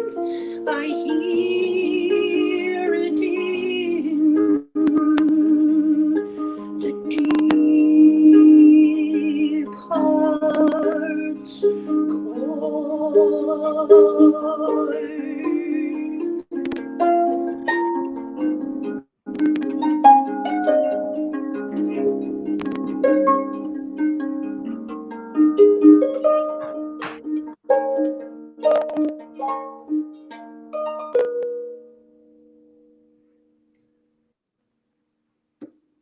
Oh, absolutely gorgeous. Considering the challenges of the reception that we have, but that was real live and so fabulous. And there we go. There's the website, very simple, claireroach.com. And it's great to have any excuse to have you on board on these Sunday sessions. So that was beautiful. Yeah. And thank you to everybody. It was just mystifying and inspiring. I'm just so delighted with these Sunday sessions. And thank you, everybody. Thank you, John. Oh, thank you. Yes. And everybody, please don't go away. And Claire, do hang on for the panel as well. That'd be great. So I trust you've enjoyed our guests so far this afternoon, but we're not finished. Don't go away, because it's now over to you. And I've got, where am I? I'm so sort of carried, as I say. It's over to you. Ask some questions about Imbolc, wells, water folklore, and anything that we've talked about this afternoon. There's some Brighid stones there. Certainly, because we're going to bring everyone on board. Introduce the whole panel. I've not done this before with the Sunday sessions. We're going to try and do a Zoom type thing, which is very unusual on a StreamYard type platform. But let's see what you got to say first. So we'll bring everybody on board. Let's see how we do this now. And yes, right, we got Mantha there. I got to see how to do this.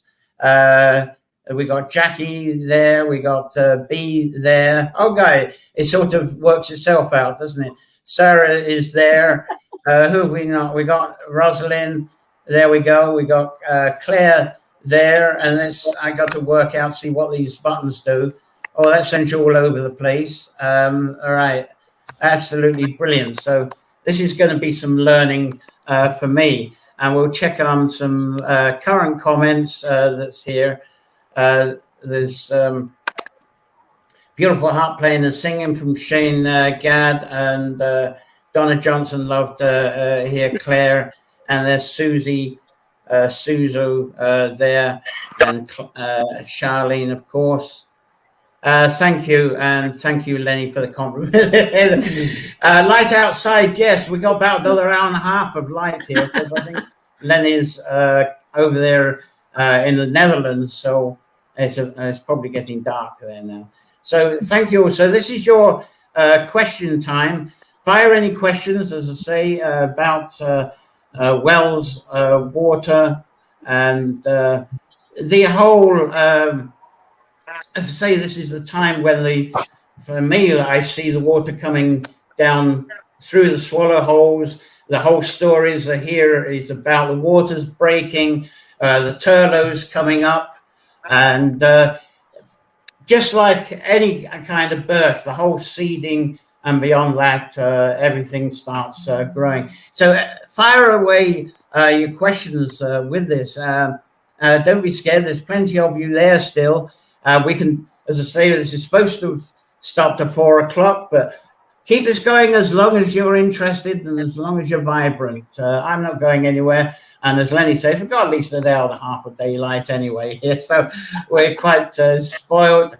And of course, the people in the US, well, we haven't got any US guests today, but they're just finishing their breakfast, some of them.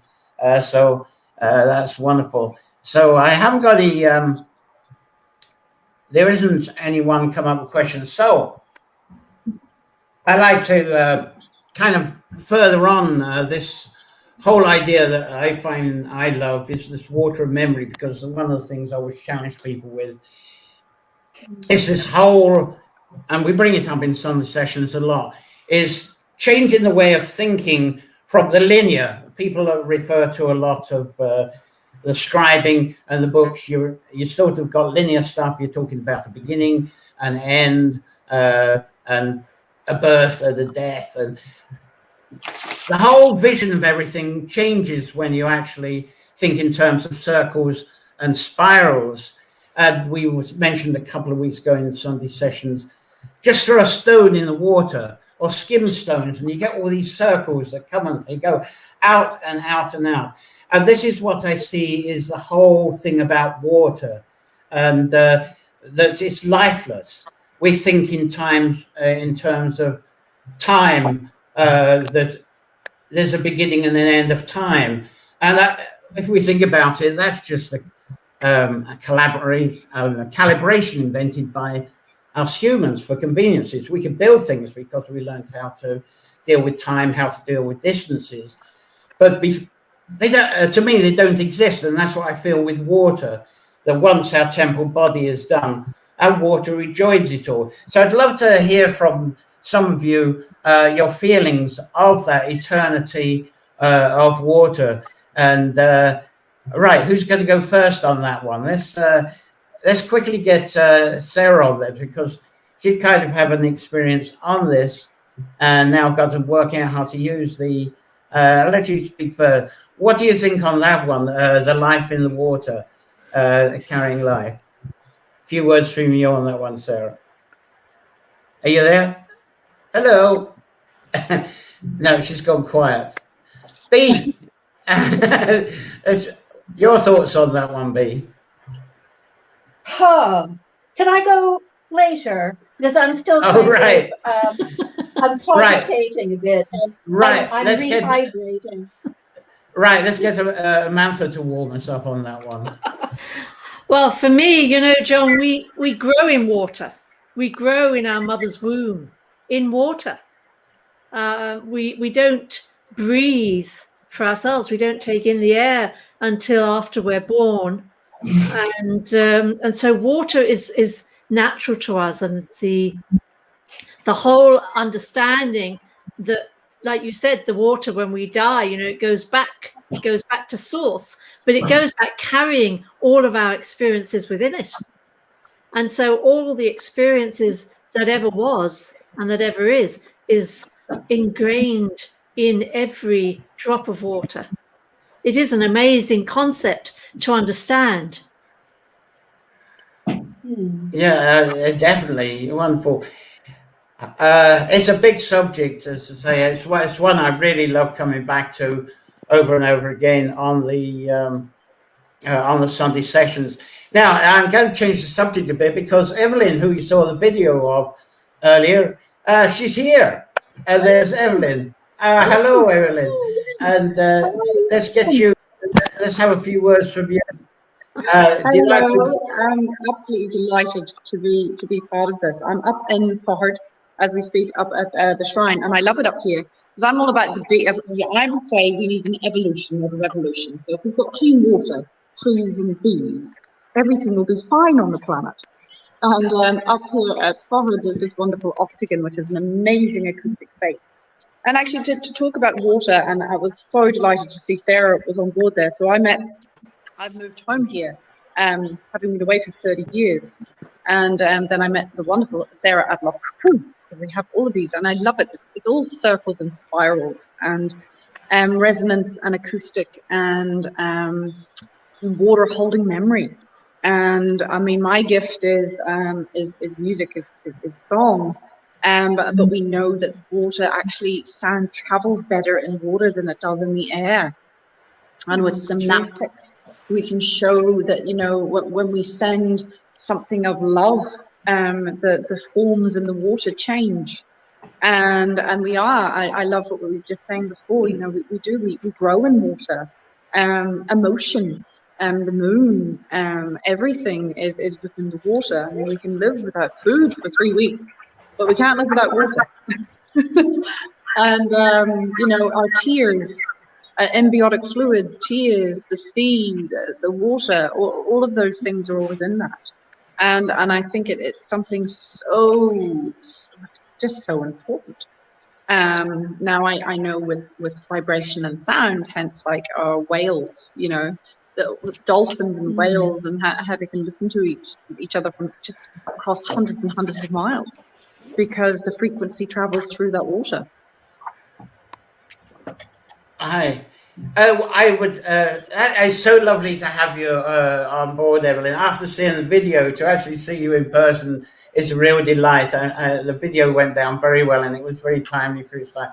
Now, I'd like to collect Claire on this one, and because Claire, she's been beside water for several weeks, trying to give access to the wildlife to the water. So, what's your feeling on the water at the moment?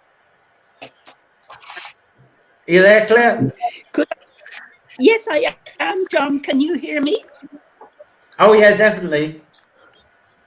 Can you hear me, John? Oh, yes. Well, first, your audio is good. It's just the video is not moving. Yes. Hello? I was explaining that I could write a comment because I changed to the iPad, but I'll put in my comments later, and Evelyn and her beautiful harp is that thing.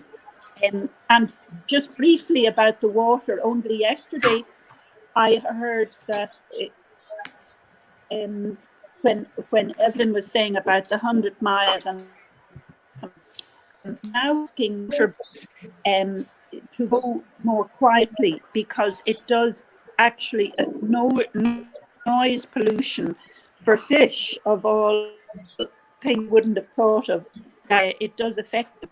And so there was an article about that yesterday, that they're going to ask motorboats, you know, to just try and lessen the sound in some way, and some will go electric, they're hoping. So that's, I won't say anymore now, let you all chat. Oh yeah, it's great.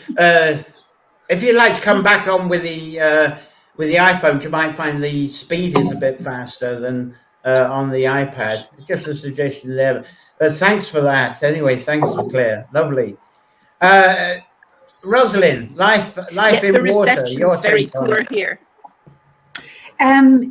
Just a thought that the more we connect with water and the more we connect with the landscape, we're also connecting with ancestral memory. So it's like a DNA memory.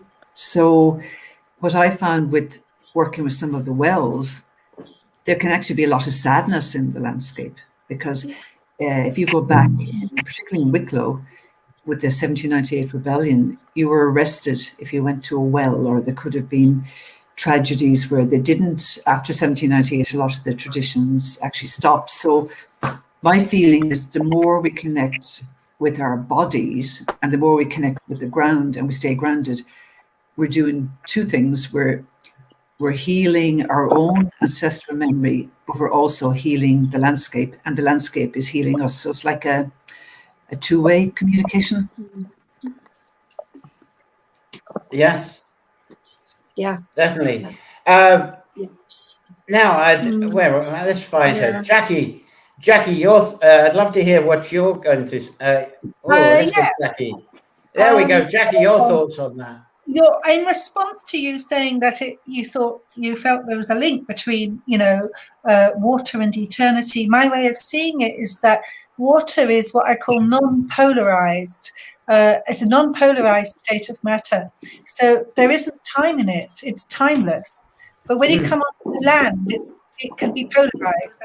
So like you can have something created on the land, something manifest. But for me, water holds all the potential Yeah, or it's like a cauldron or a well. Everything is there before it is made. It's a sea of potential. So that's how I see water. It's like without water, we couldn't create in the same way that we couldn't live. But we need the water in order to create. So it's like the precursor to creation for me. That's kind of from an energetic point of view more. And I'm sure that if you looked at the body of Gaia and compared it to the body that we inhabit on the physical plane, that you would see a lot of correlation. It's worth kind of doing that contemplation sometime, I think. How fabulous. Some comments are coming in. Lenny, she's got something to say here. Never thought about wells and water like this. No questions, but would listen very much more about water. Well, this is going to be a month of water, Lenny. Certainly, water subject straight after Imbolc, February, and then it'll be transitioning over to trees in March, and then it'll be the soil in April. So we got a bit more on water coming up over the coming weeks. So, but this is very much a session, the birthing, women and the connection of water, and it's been beautiful so far. Shame it's just the 2 hours. Maybe next year I'll make a festival of it. It'd be fantastic. It does need more gear and a production team to do it. Because as I found single-handed, I've got to send messages off to people, where are you? And then I was even on to support. This StreamYard has wonderful live support that gets you through problems. So that was fantastic. So follow some of the women looking in. Rosaline, Sarah, B, Jackie, fabulous, great support. I'm glad you said that. And then Bea, she's coming on. Beautiful women. Nice to see a whole bunch of enchanters on the same panel. Me, the wizard, good God, whatever it is. Susie, yes, we have tails as embryos. Don't we have memory of that? That's a question and a half. That's a good one for next week. Hold on for next week, because we're going into the dragon serpents tradition next week. Water snakes, and a lot of people think that's Oriental, but that's going to actually include lesser known stories that perhaps is around Ireland. In fact, within 3 kilometers of where I live here, great stories related to that. Amantha, yes, we start in water like little tadpoles. Well, they'll be about very shortly, won't they? And that's fabulous. There's a few others. Charlene had something to say, I'm sure. Charlene can offer as we go through these challenging times, and I would love to hear what wisdom the wells. Thank you for all that. Now, hold on, we're going to do more panel, but I hope people are still hanging on, which is fantastic. But I'm going to just go through a little bit of what's coming up, and we'll come back to you all in a moment, just to tell you that next week, 14th of February, is Water Dragons, Serpents and Snakes. And that's actually in Hazelwood. And that sort of wooden serpent was way out in the loch there in Loch Gill. And gradually, as we visited, it came in, and there it is. It's rested by the roots there. So I thought that was a lovely symbolism for next week. As I say, that's going to go into very much water and how the serpent imagery is related to water. I think you'll find that's fascinating. And then we've got dowsing on 21st of February. There'll be a few tears there. Of course, you know who that is, don't you, everyone? And he's still about all right. He's still driving around. Seamus there with a pendulum, with a bit of a phallic ancient stone that's near by his farm. Anyways, that's the 21st of February dowsing. And 28th, we actually have, this is the transition one, Ogham, the tree language story. Going into the whole, sharing again what I learned. As you know, when we've done Ogham in Sunday sessions, such a huge subject, I've had to split it up into 5 sessions. So this is really going into the tree language and how people found a way of communicating by their connection to trees and how they could communicate with each other rather than just have the grunts and groans that are exclusive to the family. It's not only trees, there's a lot of water inspiration in that. So that's the 28th of February. So that's what's coming up. Let's get back to the panel now. for a bit longer. I hope you don't mind all hanging on a little bit longer. So there's some people looking forward to the next edition. I saw something from Patricia Rice over in Vancouver. Yes, we are from well put. Now, B, have you thought more on the life in water yourself? Let's see what you've had the thought of on that one. Yeah, I did a bit. I mean, I'm fascinated by the subject of memory, and I was sort of going off on one and sort of, I hadn't completely gathered. I was sort of unraveling the wool in my head as you were talking. But the one thing that I don't feel anyone has really touched on in terms of the symbolism of water is its being the purifier. And both Brigid's symbols of fire and water are about purification. And yes, you know, and I was kind of going off and thinking how that fits in with our thinking about memory. I mean, we talk about cellular memory, and of course our bodies are very full of water. And in my own head, I kind of think of cellular memory as being long lost ancestral memory. And that was sort of taking me down another rabbit hole, in which I think it was Jackie, or it might have been Amantha, who used the term soul place.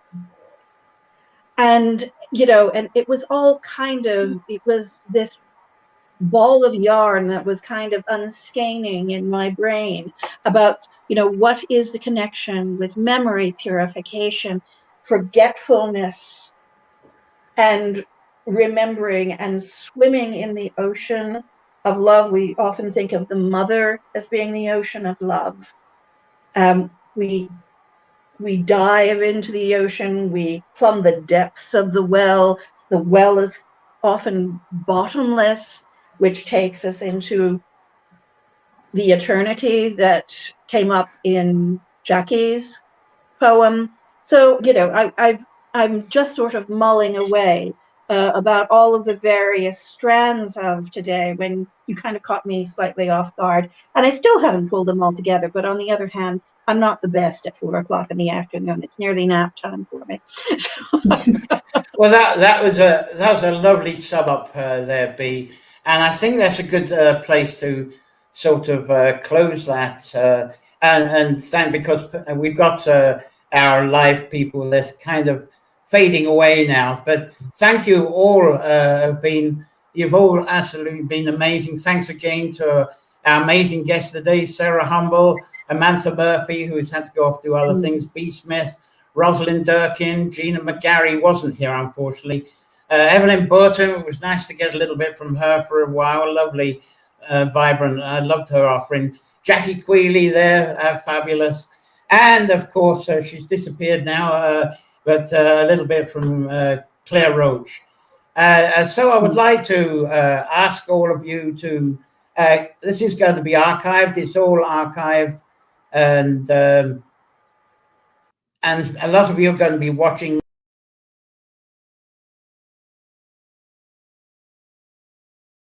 out of it.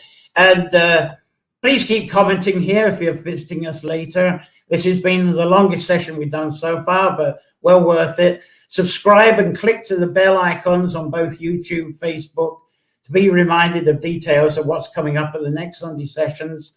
Thank you so much. Enjoy a safe week, a lovely week full of thoughts about today, maybe your wonders, inspirations, and all your enchantments. So until next Sunday, thank you for being with us. Thanks for all those fabulous guests. Play well, and well, bye-bye.